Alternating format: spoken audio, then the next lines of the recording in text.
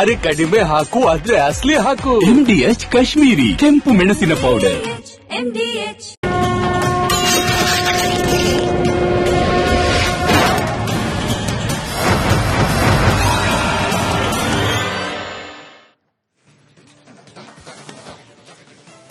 ಮಹಾಭಾರತದ ಈ ದಿನದ ಚರ್ಚೆಯಲ್ಲಿ ಕೆಸಿಇಟಿ ಪರೀಕ್ಷೆಯಲ್ಲಿ ಜನಿವಾರ ತೆಗೆಸದ ವಿಚಾರ ವಿವಾದವಾಯಿತು. ಈ ವಿವಾದಕ್ಕೆ ಹಿಜಾಬು, ಜನಿವಾರ, ಶಿವದಾರ ಎಲ್ಲದಕ್ಕೂ ಸೇರಿಸಿ ಅನುಮತಿ ನೀಡುವ ಮೂಲಕ ಪರಿಹಾರ ಕಂಡುಕೊಳ್ಳೋ ಪ್ರಯತ್ನ ಮಾಡ್ತಾ ರಾಜ್ಯ ಸರ್ಕಾರ ಶೈಕ್ಷಣಿಕ ವರ್ಷ ಪ್ರಾರಂಭದಲ್ಲಿ ಬೇಕಿತ್ತ ಹೊಸ ವಿವಾದ. ನಮಸ್ಕಾರ, ಮಹಾಭಾರತ ಚರ್ಚಾ ಕಾರ್ಯಕ್ರಮಕ್ಕೆ ಸ್ವಾಗತ. ನಾನು ಸ್ಮಿತಾ ರಂಗನಾಥ್. ಶೈಕ್ಷಣಿಕ ವರ್ಷ ಪ್ರಾರಂಭ ಆಗಬೇಕಾಗಿದೆ. ಮಕ್ಕಳು ರಜಾ ಮುಗಿಸಿಕೊಂಡು ಶಾಲಾ ಕಾಲೇಜುಗಳಿಗೆ ವಾಪಸ್ ಹೋಗಬೇಕಾಗಿದೆ. ಶಿಕ್ಷಣ ಇಲಾಖೆಗೆ ಈ ಮುಂದಿನ ಶೈಕ್ಷಣಿಕ ವರ್ಷಕ್ಕೆ ಸಂಬಂಧಪಟ್ಟ 100 ಸಮಸ್ಯೆಗಳಿಗೆ ಪರಿಹಾರವನ್ನ ಕಂಡುಕೊಳ್ಳುವ ಅವಶ್ಯಕತೆ ಜೊತೆಗೆ ಅನಿವಾರ್ಯತೆ ಕೂಡ ಇದೆ. ಶಿಕ್ಷಕರ ನೇಮಕಾತಿಯಿಂದ ಹಿಡಿದು ಅತಿಥಿ ಉಪನ್ಯಾಸಕರ ಮೂಲಭೂತ ಸೌಲಭ್ಯದವರೆಗೂ, ಎಸ್ಸಿಪಿ, ಎನ್ಇಪಿ ಗೊಂದಲಕ್ಕೆ ಪರಿಹಾರದಿಂದ ಹಿಡಿದು ಮ್ಯಾಗ್ನೆಟಿಕ್ ಶಾಲೆ, ಕೆಪಿಎಸ್ ಇತ್ಯಾದಿ ಗೊಂದಲಗಳು, ನಾನಾಗ್ಲೇ ಹೇಳಿದಾಗೆ 100 ಸಮಸ್ಯೆಗಳಿಗೆ ಪರಿಹಾರವನ್ನ ಹುಡುಕೊಳ್ಳೋ ಅವಶ್ಯಕತೆ ಶಿಕ್ಷಣ ಇಲಾಖೆ ಮುಂದಿದೆ. ಆದರೆ ನಮ್ಮ ರಾಜ್ಯ ಸರ್ಕಾರಕ್ಕೆ, ಅದರಲ್ಲೂ ಶಿಕ್ಷಣ ಇಲಾಖೆಗೆ ಸದ್ಯಕ್ಕೆ ಈ ಧರ್ಮ ದಂಗಲ್ಗೆ ಪರಿಹಾರವನ್ನ ಕೊಡುವ ಅನಿವಾರ್ಯತೆ ಇದೆ ಅಂತ ಅನಿಸ್ಬಿಟ್ಟಿದೆ. ಮೊನ್ನೆ ಕೆಸಿಇಟಿ ಪರೀಕ್ಷೆಯಲ್ಲಿ ಜನಿವಾರ ತೆಗೆಸಿದ್ರು ಪರೀಕ್ಷಾ ಹಾಲ್ನ ಒಳಗೆ ಹೋಗ್ಲಿಕ್ಕೆ ಮುಂಚೆ ಅನ್ನೋದು ವಿವಾದ ಸೃಷ್ಟಿಯಾಗಿತ್ತು. ನಾವು ಕೇವಲ ಜನಿವಾರಕ್ಕೆ ಮಾತ್ರ ಅಲ್ಲ ರೀ, ಲಾಂಗ್ ಪೆಂಡಿಂಗ್ ಕೇಸ್, ಕೋರ್ಟ್ನಲ್ಲಿ ವಿಚಾರಣೆ ಪೆಂಡಿಂಗ್ ಇರುವ ಕೇಸ್, ರಾಜ್ಯದಲ್ಲಿ ನಡೆದ ಪ್ರಕರಣ, ಅಂತಾರಾಷ್ಟ್ರೀಯ ಮಟ್ಟದಲ್ಲಿ ಗಮನ ಸೆಳೆದ ಪ್ರಕರಣ ಹಿಜಾಬ್ ಕೇಸ್. ನಾವು ಜನಿವಾರದ ಜೊತೆಯಲ್ಲಿ ಹಿಜಾಬ್ಗೂ ಕೂಡ ಅವಕಾಶ ಕೊಡ್ತೀವಿ ಅಂತ ಹೇಳಿ ರಾಜ್ಯ ಸರ್ಕಾರ ನಿರ್ಧಾರ ಮಾಡಿರೋದ್ರ ಹಿಂದೆ ಬೇರೆ ಏನಾದ್ರೂ ಲೆಕ್ಕಾಚಾರಗಳಿದೆಯಾ? ಇದು ಅವಶ್ಯಕತೆ ಇತ್ತ ಅಥವಾ ಅನಿವಾರ್ಯತೆ ಕಾಂಗ್ರೆಸ್ ಪಕ್ಷಕ್ಕಿತ್ತ? ಈ ಪ್ರಶ್ನೆಗಳಿಗೆ ಉತ್ತರವನ್ನ ಕಂಡುಕೊಳ್ಳೋ ಪ್ರಯತ್ನ ಇವತ್ತಿನ ಮಹಾಭಾರತ ಚರ್ಚಾ ಕಾರ್ಯಕ್ರಮದಲ್ಲಿ. ಚರ್ಚೆ ಪ್ರಾರಂಭಕ್ಕೆ ಮುಂಚೆ ಈ ಬಗ್ಗೆ ಒಂದು ವರದಿ ನಿಮ್ಮ ಮುಂದೆ.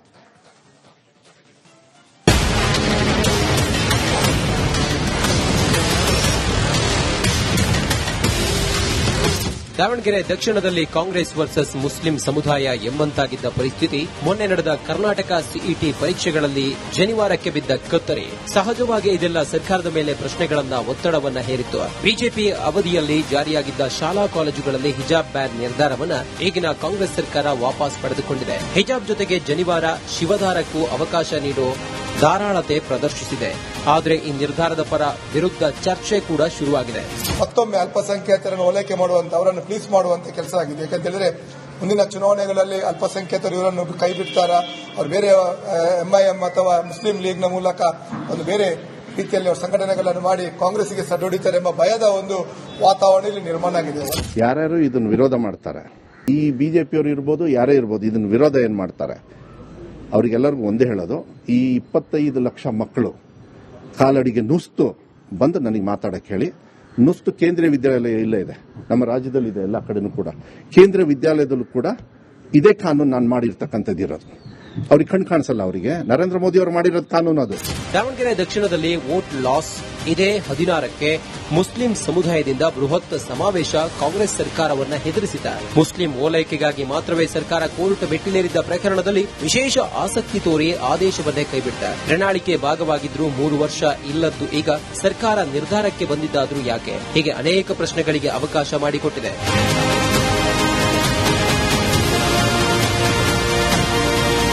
ಪರವಿರೋಧ ಏನೇ ಇರಲಿ, ಆದರೆ ಶೈಕ್ಷಣಿಕ ವರ್ಷದ ಪ್ರಾರಂಭದಲ್ಲಿ ಶಿಕ್ಷಣ ಇಲಾಖೆ ಗಮನ ಕೊಡಬೇಕಾದ ಸಾಕಷ್ಟು ವಿಚಾರಗಳಿವೆ. ಎಸ್ಸಿಪಿ ಕತೆ ಏನು? ಶಿಕ್ಷಕರ ನೇಮಕಾತಿ ಎಲ್ಲಿಗೆ ಬಂತು? ಕೆಪಿಎಸ್ ಶಾಲೆಗಳನ್ನು ವಿಲೀನ ಮಾಡಿ ಮ್ಯಾಗ್ನೆಟ್ ಶಾಲೆ ಗೊಂದಲ ಬಗೆಹರಿತ. ಕನ್ನಡ ಶಾಲೆಗಳ ಅಭಿವೃದ್ಧಿ, ಮಕ್ಕಳ ಪರೀಕ್ಷಾ ಫಲಿತಾಂಶ ಪ್ರಮಾಣ ಹೆಚ್ಚು ಮಾಡೋಕೆ ಯೋಜನೆಗಳು, ಹೀಗೆ 10 ವಿಷಯಗಳು ಆದ್ಯತೆ ಆಗಬಹುದಿದ್ದಾಗ ಈಗಲೇ ಹಿಜಾಬ್ ವಿಚಾರ ಮುನ್ನೆಲೆಗೆ ತಂದಿದ್ದಾದ್ರೂ ಯಾಕೆ? ಇದು ಓಲೈಕೆಯ ವಿಷಯಾಂತರ ಮಾಡೋ ಹುನ್ನಾರವ? ಸರ್ಕಾರದ ಉದ್ದೇಶದ ಹಿಂದಿನ ಅಸಲಿ ಲೆಕ್ಕಾಚಾರವೇನು? ಬನ್ನಿ ಚರ್ಚೆ ಮಾಡೋಣ.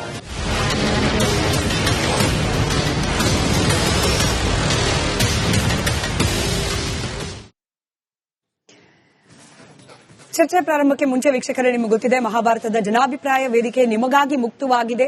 ಸ್ಕ್ರೀನ್ನ ಕೆಳಭಾಗದಲ್ಲಿ ಡಿಸ್ಪ್ಲೇ ಆಗ್ತಾ ಇರುವ ದೂರವಾಣಿ ಸಂಖ್ಯೆಗಳು, ವಾಟ್ಸ್ಆಪ್ ಸಂಖ್ಯೆ ಹಾಗೆ ಸೋಷಿಯಲ್ ಮೀಡಿಯಾದ ಎಕ್ಸ್ ಖಾತೆಯ ಮೂಲಕ ಇವತ್ತಿನ ಚರ್ಚೆಯಲ್ಲಿ ನೀವು ಕೂಡ ಪಾಲ್ಗೊಳ್ಳಬಹುದು. ನಿಮ್ಮ ಪ್ರಶ್ನೆಗಳಿಗಾಗಿ ಜನಾಭಿಪ್ರಾಯ ವೇದಿಕೆ ಸಿದ್ಧವಾಗಿದೆ, ಮುಕ್ತವಾಗಿದೆ. ಜನಿವಾರ ತೆಗೆಸಿದಾಗಾದ ವಿವಾದಕ್ಕೆ ಹಿಜಾಬ್ ಅನ್ನು ಸೇರಿಸಿ ಪರಿಹಾರ ಕೊಡ್ತಾ ರಾಜ್ಯ ಸರ್ಕಾರ? ಈ ನಡೆ ನಿಲುವು ಸರಿ ಇದೆಯಾ ಇಲ್ವಾ? ನಿಮ್ಮ ಅಭಿಪ್ರಾಯವನ್ನು ನಮ್ಮ ಜೊತೆಯಲ್ಲಿ ಹಂಚಿಕೊಳ್ಳಬಹುದು. ಚರ್ಚೆ ಪ್ರಾರಂಭ ಮಾಡ್ತಾ ಚರ್ಚೆಯಲ್ಲಿ ಕಾಂಗ್ರೆಸ್ ವಕ್ತಾರರಾದ ನಟರಾಜ್ ಗೌಡ್ರಿದ್ದಾರೆ, ಜೆಡಿಎಸ್ ವಕ್ತಾರರಾದ ಅಶ್ವಿನ್ ಅವರಿದ್ದಾರೆ, ಹಾಗೆ ಕ್ಯಾಂಪ್ಸ್ನ ಪ್ರಧಾನ ಕಾರ್ಯದರ್ಶಿಗಳಾದ ಶಶಿಕುಮಾರ್ ಅವರಿದ್ದಾರೆ, ಆಮ್ ಆದ್ಮಿ ಪಕ್ಷದ ವಕ್ತಾರರಾದ ಡಾಕ್ಟರ್ ದಿನೇಶ್ ಅವರಿದ್ದಾರೆ, ಹಾಗೆ ಹಿಂದೂ ರಾಷ್ಟ್ರ ಸಮನ್ವಯ ಸಮಿತಿಯ ಅಧ್ಯಕ್ಷರಾದ ಶ್ರೀಧರ್ ಕಲಬುರ್ಗಿ ಅವರು ಹೊರಗಿನಿಂದ ನಮ್ಮ ಜೊತೆಯಲ್ಲಿ ನೇರ ಸಂಪರ್ಕದಲ್ಲಿ ಕನೆಕ್ಟೆಡ್ ಇದ್ದಾರೆ. ಕೆಲವೇ ಹೊತ್ತಿನಲ್ಲಿ ಐವನ್ ಡಿಸೂಜಾ ಅವರು ಹಾಗೆ ಭಾರತಿ ಶೆಟ್ಟಿ ಅವರು ಕೂಡ ಕನೆಕ್ಟ್ ಆಗೋ ನಿರೀಕ್ಷೆ ಇದೆ. ಸದ್ಯಕ್ಕೆ ಹಾಜರಿರುವ ಎಲ್ಲರಿಗೂ ನಮಸ್ಕಾರ, ಕಾರ್ಯಕ್ರಮಕ್ಕೆ ಸ್ವಾಗತ. ಶ್ರೀಧರ್ ಕಲಬುರ್ಗಿ ಸರ್, ಹಿಜಾಬ್ಗೂ ಕೂಡ ಅವಕಾಶ, ನಾವು ಜನಿವಾರಕ್ಕೂ ಕೂಡ ಅವಕಾಶ ಕೊಟ್ಟಿದ್ದೀವಿ ಅನ್ನೋ ರಾಜ್ಯ ಸರ್ಕಾರ ಅಥವಾ ನೇರವಾಗಿ ಶಿಕ್ಷಣ ಇಲಾಖೆಯ ಈ ನಿರ್ಧಾರಕ್ಕೆ ತಕರಾರು ಯಾಕೆ ಅಂತ?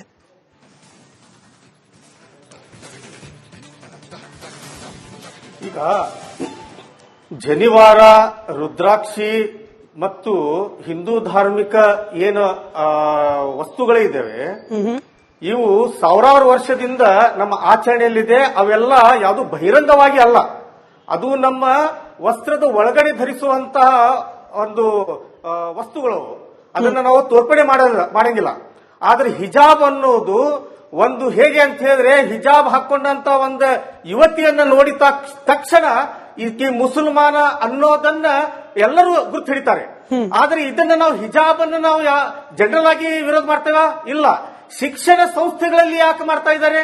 ಮಕ್ಕಳಲ್ಲಿ ಏನು ಧರ್ಮ ವಿಷ ಬೀಜವನ್ನು ಬಿತ್ತುವಂತ ಕೆಲಸವನ್ನ ಈ ಸರ್ಕಾರ ಮಾಡ್ತಾ ಇದೆಯಾ? ಇದರ ವಿರುದ್ಧ ಇದೆ. ಮಕ್ಕಳಲ್ಲಿ ತಿಳಿ ಮನಸ್ಸಿರುತ್ತೆ, ಇವರಲ್ಲಿ ಧರ್ಮ ವಿಷ ಬೀಜ ಬಿತ್ತುವುದನ್ನ ಮಾಡಬಾರದು ಅನ್ನೋದನ್ನ ನಮ್ಮ ವಿರೋಧ ಇದೆ. ಅದು ಕರೆಕ್ಟ್ ಸರ್. ನಿಮ್ಮ ವಿರೋಧಕ್ಕೆ ಶಿಕ್ಷಣ ಸಚಿವರ ಪ್ರತಿಕ್ರಿಯೆ ನಾವೀಗ ಅದನ್ನು ತೋರಿಸ್ತೀವಿ ಕೂಡ. ನನಗೆ ಈ ಎಕ್ಸಾಕ್ಟ್ ಪದಗಳನ್ನ ರಿಪೀಟ್ ಮಾಡ್ಲಿಕ್ಕೆ ಆಸ್ ಅ ವುಮನ್ ನನಗೆ ಸ್ವಲ್ಪ ಬೇಸರ ಇದೆ. ಆದ್ರೂ ಶಿಕ್ಷಣ ಸಚಿವರೇ ಹೇಳಿರೋದ್ರಿಂದ ನಿಮಗೆ ಕೇಳ್ತಾ ಇದ್ದೀನಿ, ಯಾರೆಲ್ಲ ಹಿಜಾಬ್ ಅನ್ನ ಬೇಡ ಅಂತ ಹೇಳ್ತಿದ್ದಾರೆ, ವಿರೋಧ ಮಾಡ್ತಿದ್ದಾರೆ, ಮಕ್ಕಳ ಕಾಲಿನ ಕೆಳಗೆ ತೂರ್ಕೊಂಡು ಬರ್ಲಿ, ನುಸುಳ್ಕೊಂಡು ಬರ್ಲಿ, ಆಮೇಲೆ ಮಾತನಾಡೋಣ. ನಮ್ಮ ರಾಜ್ಯದ ಶಿಕ್ಷಣ ಸಚಿವರ ಹೇಳಿಕೆ ಸರ್ ಇದು. ಅಂದ್ರೆ ನಿಮ್ಮನ್ನು ಇನ್ಕ್ಲೂಡ್ ಮಾಡ್ಕೊಂಡು ಹೇಳ್ತಿದ್ದಾರೆ. ಯಾರೆಲ್ಲ ವಿರೋಧ ಮಾಡ್ತಿದ್ದಾರೆ ಅದಕ್ಕೆ ಬರ್ತೀನಿ ಸರ್, ಅದನ್ನು ಮಾತನಾಡೋಣ, ಕೇಂದ್ರ ಸರ್ಕಾರದ್ದು ಮಾತನಾಡೋಣ. ಬಟ್ ಮಕ್ಕಳ 25 ಲಕ್ಷ ಮಕ್ಕಳ ಕಾಲ್ ಕೆಳಗೆ ನುಸುಳ್ಕೊಂಡ್ ಬರ್ಲಿ, ತೂರ್ಕೊಂಡ್ ಬರ್ಲಿ ವಿರೋಧ ಮಾಡುವವರು ಶಿಕ್ಷಣ ಸಚಿವರ ಸ್ಟೇಟ್ಮೆಂಟ್ ಏನ್ ಹೇಳ್ತೀರಿ? ಹೇಳಿ ಶ್ರೀಧರ್ ಸರ್ ಹೇಳಿ. ಈಗ ಶಿಕ್ಷಣ ಸಚಿವರು ಏನಿದಾರಲ್ಲ, ಇವರು ಶಿಕ್ಷಣವನ್ನ ಸುಧಾರಣೆ ಮಾಡುವಂತ ಒಂದು ಮಂತ್ರಿಗಿರಿ ಕೊಟ್ಟಿದ್ದಾರೆ. ಇವರ ಭಾಷೆ, ಇವರ ಆಚರಣೆಗಳನ್ನು ನೋಡಿದರೆ ಇವರು ಸುಶಿಕ್ಷಿತರ ಅಂತ ಹೇಳಿ ನಮಗೇನು ಅನ್ಸಂಗಿಲ್ಲ. ಇವರು ಮಾಡದಂತಹ ಏನು ಇದು ಹಿಜಾಬ್ ಅನ್ನ ಸಹಿತ ಏನ ಇವರು ಪರ್ಮಿಷನ್ ಕೊಟ್ಟಿದ್ದಾರೆ, ಇದಕ್ಕೆ ವಿರೋಧ ಮಾಡಿದ್ದಾರೆ. ಈ ತರದ ಪದಗಳ ಬಳಸೋದೇನಿದೆಯಲ್ಲ, ಇದು ಶಿಕ್ಷಣ ಸಚಿವರು ಮಾತಾಡುವಂತ ಮಾತುಗಳ ಅಲ್ಲ. ಇದು ರೋಡಲ್ಲಿ ಹೋಗುವಂತ ಒಬ್ಬರ ಯಾವ್ದೋ ರೋಡ್ ಛಾಪುಗಳು ಮಾತಾಡ್ತಾರಲ್ಲ, ಈ ತರ ಮಾತಾಡ್ತಾ ಇದ್ದಾರೆ ಅನ್ನೋದನ್ನ ನಮಗ್ ಕಾಣಿಸ್ತಾ ಇದೆ. ಸರಿ ಸರ್, ನಿಮ್ಮ ವಿರೋಧ ಯಾಕೆ? ಶಿಕ್ಷಣ ಸಂಸ್ಥೆಯ ಒಳಗ್ ಬೇಡ, ಹೊರಗೇನಾದ್ರೂ ಮಾಡ್ಕೊಳ್ಳಿ ಅನ್ನೋದು ನಿಮ್ ವಿರೋಧ. ಕರೆಕ್ಟ್ ಇದೆ ನಟರಾಜ್ ಗೌಡ್ರೆ. ಈಗ ನೀವು ಜನಿವಾರಕ್ಕೆ ಅನುಮತಿ ಕೊಟ್ಟಿದ್ದೀವಿ ಅಂತ ಹೇಳಿ ತೋರಿಸ್ತಾ ಇರೋದು ಧಾರಾಳತೆ ಅಲ್ಲ, ಬದಲಾಗಿ ಯು ಆರ್ ಯೂಸಿಂಗ್ ಜನಿವಾರ ಆಸ್ ಅನ್ ಎಕ್ಸ್ಕ್ಯೂಸ್. ಹಿಜಾಬ್ಗೆ ಅವಕಾಶ ಕೊಡೋದು ನಿಮ್ಮ ಮೂಲಭೂತ ಅಜೆಂಡಾ, ಬಟ್ ಜನಿವಾರನೂ ಸೇರಿಸಿರೋದ್ರಿಂದ ಇದು ಸರ್ವಧರ್ಮ ಸಮನ್ವಯತೆ ಅಂತ ತೋರಿಸ್ಲಿಕ್ಕೆ ಹೊರಟಿದೆ ಕಾಂಗ್ರೆಸ್ ಸರ್ಕಾರ ಅನ್ನೋ ಆರೋಪ. ಇಲ್ಲ, ಅದ್ರೊಳಗೆ ಆರೋಪ ಏನಿಲ್ಲ. ಅದು ಜನಿವಾರನೂ ಇರಲಿ, ರುದ್ರಾಕ್ಷಿ ಮಾಲೆನೂ ಇರಲಿ, ನೋಡಿ ಈ ತರ ಭೈರವ ದಾರನೂ ಇರಲಿ, ಆಮೇಲೆ ಹಿಜಾಬು ಇರಲಿ, ಸಿಕ್ಕರಿದ್ರೆ ಅವ್ರ ಪೇಟನೂ ಇರಲಿ, ಎಲ್ಲರೂ ಒಟ್ಟಿಗೆ ಕುಳಿತುಕೊಂಡು ಸೌಹಾರ್ದತೆಯಿಂದ ಕಲೀಲಿ. ಆ ಮಕ್ಕಳು ಕಲಿಯುವಂತವ್ರು ದೇಶದ ಆಸ್ತಿ ಆಗ್ತಾರೆ. ಶಿಕ್ಷಣವೇ ನಮ್ಮ ಮೂಲಭೂತ ಆದ್ಯತೆ. ನಮ್ದು ಕೋಮುವಾದ ಬಿಜೆಪಿಯ ಆದ್ಯತೆ ಇರಬಹುದು, ಮನುವಾದ ಬಿಜೆಪಿಯ ಆದ್ಯತೆ ಇರಬಹುದು, ಮೂಲಭೂತವಾದ ಬಿಜೆಪಿಯ ಆದ್ಯತೆ ಇರಬಹುದು. ನಮ್ಮ ಆದ್ಯತೆ ಯಾವುದೇ ಒಂದು ಮಗು ಯಾವುದೋ ಒಂದು ಖಿನ್ನತೆಗೆ ಒಳಗಾಗಿ ನೀನು ಹಿಜಾಬ್ ಹಾಕಬಾರಬೇಡ ಅಂತ ಹೇಳಿ ಖಿನ್ನತೆಗೆ ಒಳಗಾಗಿ ಶಾಲೆಯಿಂದ ಆಚೆ ಉಳಿಬಾರದು. ಯಾವುದೇ ಅದೇನು ಹಿಜಾಬ್ ಅನ್ನೋದೇನು ಕೆಟ್ಟ ವಸ್ತು ಅಲ್ಲ, ಅದು ಅವರ ಸಂಪ್ರದಾಯ, ಅವರ ಪರಂಪರೆ. ಅದು ಏನು ನಿನ್ನೆ ಮೊನ್ನೆಯಿಂದ ಯಾವ್ದು ಕಾಂಗ್ರೆಸ್ ಸರ್ಕಾರ ಬಂತು, ಬಿಜೆಪಿ ಸರ್ಕಾರ ಬಂದಿತ್ತು ಅಂತ ಬಂದಿದ್ದಲ್ಲ. ಯಾರು ಬಲವಂತವಾಗಿ ಅವ್ರ ಮೇಲೆ ಹೇರಿದ್ದಲ್ಲ, ಅಥವಾ ಯಾರು ಬಲವಂತವಾಗಿ ಕೀಳಬಾರದು. ಯಾರು ರುದ್ರಾಕ್ಷಿ ಮಾಲೆ ಹಾಕೋದನ್ನ ಯಾರು ಬಲವಂತವಾಗಿ ಹೇರಲ್ಲ, ಯಾರು ಕೀಳಬಾರದು. ಜನಿವಾರ ಹಾಕೋದನ್ನ ಯಾರು ಬಲವಂತವಾಗಿ ಕಿತ್ತರು ಅನ್ನೋದು ನಿಮ್ಮ ಅಭಿಪ್ರಾಯನ ಸರ್? ಯಾಕಂದ್ರೆ ಕೋರ್ಟ್ಗಳ ತನಕ ಹೋಗಿದೆ, ಕೋರ್ಟ್ನಲ್ಲೂ ಕೂಡ ನನಗೆ ಹಾಗೆ ನನ್ನ ವೀಕ್ಷಕರಿಗೆ ಅರ್ಥ ಆಗ್ಲಿ ಅಂತ ಮತ್ತೆ ಕೇಳ್ತಾ ಇದ್ದೀನಿ ಸರ್. ಬಲವಂತವಾಗಿ ಹಿಜಾಬ್ನ ಕಿತ್ತರು ಅಂತ ಹೇಳಿ ನೀವು ಹೇಳಿದ್ ಯಾರನ್ನ ಉದ್ದೇಶಿಸಿ? ಬಿಜೆಪಿ ಬಿಜೆಪಿ ಸರ್ಕಾರ ಕೋರ್ಟ್ನ ನಿರ್ಧಾರ. ಬಿಜೆಪಿ ಸರ್ಕಾರನ ಬಿಜೆಪಿ ಸರ್ಕಾರ ಕಾನೂನು ಮಾಡ್ತಲ್ಲ, ಅದನ್ನ ಕೋರ್ಟ್ ಏನ್ ಹೇಳುತ್ತೆ? ಬಿಜೆಪಿ ಸರ್ಕಾರ ಚುನಾಯಿತ ಸರ್ಕಾರಕ್ಕೆ ಕಾನೂನುಗಳನ್ನ ಮಾಡ್ಲಿಕ್ಕೆ ಮತ್ತು ಅದನ್ನ ಇಂಪ್ಲಿಮೆಂಟ್ ಮಾಡ್ಲಿಕ್ಕೆ ಅಧಿಕಾರ ಇದೆ ಅಂತ ಹೇಳಿದೆ ಹೊರತು ಈಗ ಹಿಜಾಬ್ ನಿನ್ನೆ ಮೊನ್ನೆ ನಿನ್ನೆ ಮೊನ್ನೆ ಆಗ್ತಾ ಇದಾರೆ ಮಕ್ಕಳು, ಇಡೀ ದೇಶದಲ್ಲಿ ಆಗ್ತಾ, ಇಡೀ ಪ್ರಪಂಚದಲ್ಲಿ ಆಗ್ತಾ ಇದಾರೆ ಮುಸಲ್ಮಾನ್ ಹೆಣ್ಣು ಮಕ್ಕಳು. ಅದೇನು ಕೆಟ್ಟದಾಗ ಕಾಣುತ್ತಾ? ನೀಟಾಗಿ ಕಾಣುತ್ತೆ, ನಾಜುಕಾಗಿ ಕಾಣುತ್ತೆ. ಯಾರಿಗೇನು ತೊಂದರೆ ಆಗುತ್ತೆ? ಅದರಿಂದ ಯಾರಿಗೂ ತೊಂದರೆ ಆಗಲ್ಲ. ಆ ಮಕ್ಕಳಿಗೆ ಒಂದು ಭದ್ರತೆಯ ಮನೋಭಾವ, ಒಂದು ಸಾಂಪ್ರದಾಯ ಉಡುಗೆ ಅಂತ ಅವ್ರ ಮನೋಭಾವ ಇರಬೇಕಾದ್ರೆ ನೀವು ಯಾಕೆ ಬಲವಂತವಾಗಿ ಯಾಕೆ ಹೇರ್ತೀರಿ, ಯಾಕೆ ಕಿತ್ತಾಕ್ತೀರಿ? ಹಿಜಾಬ್ ಆಗ್ತಲೇ ಬರೋ ಹೆಣ್ಮಕ್ಳು ಇದ್ದಾರೆ, ಮುಸ್ಲಿಂ ಹೆಣ್ಮಕ್ಳು ಇದ್ದಾರೆ, ಅವ್ರ ಮೇಲೆ ಬಲವಂತವಾಗಿ ಯಾರು ಹಾಕಿ ಅಂತಾನೂ ಹೇಳ್ಬಾರ್ದು, ಹಾಕ್ಬೇಡಿ ಅಂತ ಹೇಳ್ಬಾರ್ದು. ಅವರ ಮೂಲಭೂತ ಸ್ವಾತಂತ್ರ್ಯಕ್ಕೆ ಧಕ್ಕೆ ತರಬಾರದು, ಅವರ ಶಿಕ್ಷಣಕ್ಕೆ ಧಕ್ಕೆ ತರಬಾರದು. 22,000 ಮಕ್ಕಳು ಬಿಜೆಪಿಯ ದುರಾಡಳಿತದಿಂದ 22,000 ಮುಸ್ಲಿಂ ಹೆಣ್ಣು ಮಕ್ಕಳು ಖಿನ್ನತೆಗೆ ಒಳಗಾಗಿ ಎಷ್ಟು ಜನ ಶಾಲೆಗಳಿಗೆ ಡ್ರಾಪ್ ಔಟ್ ಆದ್ರು, ಎಷ್ಟು ಜನ ಶಾಲೆಗಳಿಗೆ ಆಬ್ಸೆಂಟ್ ಆದ್ರು, ಎಷ್ಟು ಜನ ಎಕ್ಸಾಮ್ಗಳಿಗೆ ಆಬ್ಸೆಂಟ್ ಆದ್ರು, ಅದು ಬಿಜೆಪಿಗೆ ಅರ್ಥ ಆಗ್ಲಿಲ್ವಾ? ಅದು ಇಡೀ ದೇಶದಲ್ಲಿ ಸಂವಿಧಾನ ಕೊಟ್ಟರು ಆರ್ಟಿಕಲ್ 25 ಏನ್ ಹೇಳುತ್ತೆ? ಯಾರು ಏನ್ ಬೇಕಾದ್ರೂ ಆಚರಣೆ ಮಾಡ್ಕೊಳ್ಳಿ ಅಂತ ಹೇಳುತ್ತೆ, ಇನ್ನೊಬ್ರಿಗೆ ಧಕ್ಕೆ ತರಬೇಡಿ ಅಂತ ಹೇಳುತ್ತೆ. ಶಿಕ್ಷಣವೇ ಆದ್ಯತೆ ಆದಾಗ ಯಾರು ಈ ತರ ಮೂಲಭೂತವಾದವನ್ನ ಸರ್ಕಾರಿ ಶಾಲೆಗಳು, ನಮ್ಮ ಕಾಂಗ್ರೆಸ್ನ ನಿಲುವೇನು? ಸರ್ವಜನಾಂಗದ ಶಾಂತಿಯ ತೋಟ, ಎಲ್ಲಾ ಮಕ್ಕಳು ಇಲ್ಲಿ ಅರಳುವ ಹೂಗಳು, ದೇಶದ ಆಸ್ತಿ, ಶಿಕ್ಷಣ ಅವರ ಮೂಲಭೂತ ಆದ್ಯತೆ ಆಗಬೇಕೆ ಹೊರತು ಕೋಮುವಾದ ಅಲ್ಲ, ಇದು ಲ್ಯಾಬೊರೇಟರಿ ಅಲ್ಲ, ಇದು ಬಿಜೆಪಿ ಮಾಡ್ತದಲ್ಲ. ಸಮವಸ್ತ್ರ ಅನ್ನೋದ್ರ ಅರ್ಥ ಏನು ಅನ್ನೋದು 2022 ಇಲ್ಲಿವರೆಗೂ ಸಾಕಷ್ಟು ಚರ್ಚೆ ಆಗುತ್ತಿದೆ ಸರ್. ಸಮವಸ್ತ್ರ ಅಂದ್ರೇನೆ ಸಮಾನವಾಗಿರ್ಲಿ ಅಂತ ಹೇಳಿ ಹಿಜಾಬ್ ಪ್ರತ್ಯೇಕಿಸುತ್ತೆ, ಇದೆಲ್ಲ ಆಗ್ಬಿಟ್ಟಿದೆ. So I am not going there. But Ivan D'Souza sir ಕೂಡ ನಮ್ಮ ಜೊತೆಯಲ್ಲಿ ಜಾಯಿನ್ ಆಗಿದ್ದಾರೆ, ಭಾರತಿ ಶೆಟ್ಟಿ ಮೇಡಮ್ ಕೂಡ. ಇಬ್ಬರಿಗೂ ನಮಸ್ಕಾರ, ಕಾರ್ಯಕ್ರಮಕ್ಕೆ ಸ್ವಾಗತ. ಐವಾನ್ ಸರ್, ಉದ್ದೇಶ ಸರಿಯೇ, ಹಿಜಾಬ್ಗೂ ಅವಕಾಶ, ಜನಿವಾರಕ್ಕೂ ಅವಕಾಶ, ಅಲ್ಲಿಗೆ ಸರ್ವಧರ್ಮ ಸಮನ್ವಯತೆ ಎಲ್ಲವೂ ಸರಿಯಾದ್ರೆ ಟೈಮಿಂಗ್ ಇಸ್ ಕ್ವೆಶ್ಚನ್ ಸರ್. ಯಾವಾಗ 16ನೇ ತಾರೀಕು ಮುಸಲ್ಮಾನ್ ಸಮಾವೇಶ ಹಮ್ಮಿಕೊಳ್ಳಲಾಗಿದೆ, ಕಾಂಗ್ರೆಸ್ ಹೇಳಿದ್ದೇನು ಕೊಟ್ಟಿದ್ದೇನು ಅನ್ನೋದ್ರ ಬಗ್ಗೆ, ಯಾವಾಗ ದಾವಣಗೆರೆ ದಕ್ಷಿಣದಲ್ಲಿ 19,000 ಓಟ್ಗಳು STPIನ ಒಬ್ಬ ಅಭ್ಯರ್ಥಿಗೆ ಹೋಗ್ಬಿಡುತ್ತೆ, ಯಾವಾಗ ಮುಸ್ಲಿಂ ಸಮುದಾಯ ಕಾಂಗ್ರೆಸ್ನ ವಿರುದ್ಧವಾಗಿ ಮುನಿಸ್ಕೊಂಡಿದೆ ಅನ್ನೋ ಮೆಸೇಜ್ ಕ್ಲಿಯರ್ ಅಂಡ್ ಲೌಡ್ ಆಗಿ ಬರ್ತಾ ಇದೆ. ಈಗ ಇದ್ದಕ್ಕಿದ್ದ ಹಾಗೆ 3 ವರ್ಷದಿಂದ ಮರೆತು ಹೋಗಿದ್ದ ಹಿಜಾಬ್ ನೆನಪಾಯ್ತು ಕಾಂಗ್ರೆಸ್ಗೆ, ಆರೋಪ ಸರ್.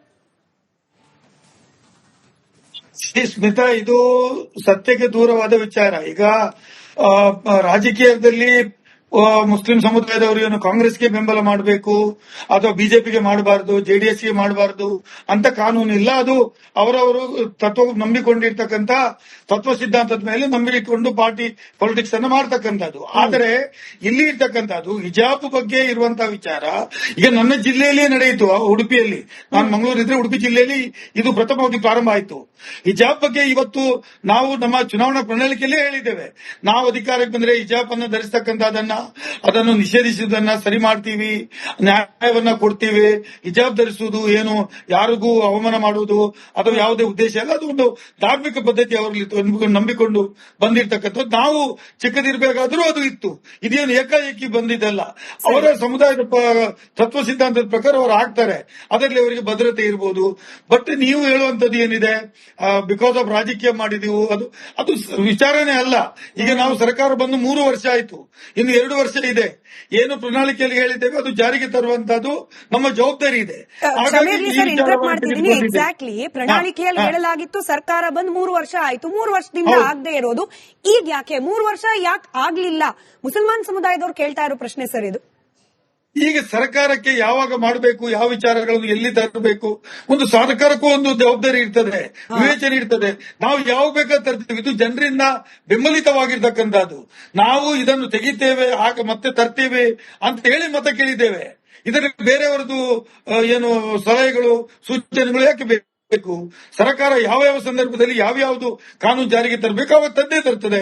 ಈಗ ಇದು ಇರಬಹುದು, ಕ್ರೌಡ್ ಸಾರ್ಟರಿಂಗ್ ಆಕ್ಟ್ ಇರಬಹುದು, ಅಥವಾ ಬೇರೆ ಬೇರೆ ಆಂಟಿ ಕನ್ವರ್ಷನ್ ಬಿಲ್ ಇರಬಹುದು, ಬೇರೆ ಬೇರೆ ಬಿಲ್ಗಳು ಇರಬಹುದು. ನಾವು ಅಧಿಕಾರದಲ್ಲಿ ಇಲ್ಲದೇ ಇದ್ದಾಗ ಬಿಜೆಪಿ ಅವರು ತರಲಿಲ್ವಾ? ಅವಾಗ ಬಿಜೆಪಿ ಅವರಿಗೆ ಅದು ಯಾಕೆ ತರಬೇಕಾಯ್ತು? ಯಾರನ್ನು ಉದ್ದೇಶವಾಗಿ ಇಟ್ಕೊಂಡು ನೀವು ತಂದ್ರಿ ಅಂತ ಹೇಳುದು ನಾನು ಪ್ರಶ್ನೆ ಮಾಡಬೇಕಲ್ಲ ಅವರಿಗೆ. ಅದು ಯಾಕೆ ತಂದ್ರಿ? ಆಂಟಿ ಕನ್ವರ್ಷನ್ ಬಿಲ್ ಯಾಕೆ ತಂದ್ರಿ? ನೀವು ಆಡಳಿತ ಬಂದಾಗ ನೀವು ಕ್ರೌಡ್ ಸಾರ್ಟರಿಂಗ್ ಆಕ್ಟ್ ಯಾಕೆ ತಂದ್ರಿ? ಇಂಥ ಕಾನೂನುಗಳು ನೀವ್ಯಾಕೆ ತಂದ್ರಿ? ಯಾವ ಉದ್ದೇಶದಿಂದ ತಂದ್ರಿ? ಯಾರನ್ನು ಏನ್ ಮಾಡಿ ತಂದ್ರಿ ನೀವು? ಅದು ನಾವು ಕೇಳ್ಬೇಕಾಗತ್ತೆ. ಹಾಗಾಗಿ ನಾನೇನ್ ಹೇಳ್ತೇನೆ, ನಾವು ಇದನ್ನು ಪ್ರಣಾಳಿಕೆಯಲ್ಲಿ ಹೇಳಿದ್ವಿ, ಇದು ಯಾರಿಗೂ ತೊಂದರೆ ಆಗತ್ತೆ. This is an uniform. ಇದು ನಾವು ನಿರುವಾಗಲೂ ಶಿಕ್ಷಣ ಓದುವಾಗಲೂ ಇತ್ತು. ಶ್ರೀಧರ್ ಸರ್, ವಾಯ್ಸ್ ಓವರ್ಲ್ಯಾಪ್ ಆಗುತ್ತೆ. ಐವಾನ್ ಸರ್ ಮಾತನಾಡಿರುವಾಗ ನೀವು ಮಾತನಾಡಿದ್ರೆ ಇಬ್ರು ವಾಯ್ಸ್ ರೀಚ್ ಆಗೋದಿಲ್ಲ. ಕರೆಕ್ಟ್ ಐವಾನ್ ಸರ್ ಏನ್ ಹೇಳ್ತಿದ್ದಾರೆ, ಭಾರತಿ ಶೆಟ್ಟಿ ಮೇಡಮ್ ಸರ್ಕಾರ ಯಾವಾಗ ಯಾವ ನಿಯಮವನ್ನ ತರಬೇಕು, ಯಾವಾಗ ಯಾವ್ದನ್ನ ಹಿಂದೆ ಪಡಿಬೇಕು ಅನ್ನೋದು ಸರ್ಕಾರದ ವಿವೇಚನೆ. 3 ವರ್ಷ ನಮಗೆ ಸಮಯ ಇರ್ಲಿಲ್ಲಪ್ಪ, ಬೇರೆ ಬೇರೆ ವಿಚಾರಗಳಿತ್ತು, ಆದ್ಯತೆಯಾಗಿ ಬೇರೆ ಇತ್ತು, ಮುಸಲ್ಮಾನ್ ಸಮುದಾಯ ನಮ್ ಜೊತೆಯಲ್ಲೇ ಇತ್ತು ಬಹುಶಃ. ಹಾಗಾಗಿ 3 ವರ್ಷದ ನಂತರದಲ್ಲಿ ನಮಗನಿಸ್ತಿದೆ ಇವಾಗ ಹಿಜಾಬ್ ವಾಪಸ್ ತರಬೇಕು ಅಂತ ಹೇಳಿ. ತಪ್ಪೇನಿದೆ? ಇನ್ನೂ 2 ವರ್ಷ ಇದೆ ನಮ್ಗೆ ಆಡಳಿತಕ್ಕೆ ಅವಕಾಶ, ತಪ್ಪೇನಿದೆ? ಭಾರತಿ ಶೆಟ್ಟಿ ಮೇಡಮ್. ಸ್ಮಿತಾ ಅವರೇ, ಇವತ್ತು ಹಿಜಾಬ್ ಅನ್ನೋದು ಸಮವಸ್ತ್ರ ಬೇಕು ಅಂತ ಹೇಳಿದ್ದು ಬಿಜೆಪಿ ಅಲ್ಲ.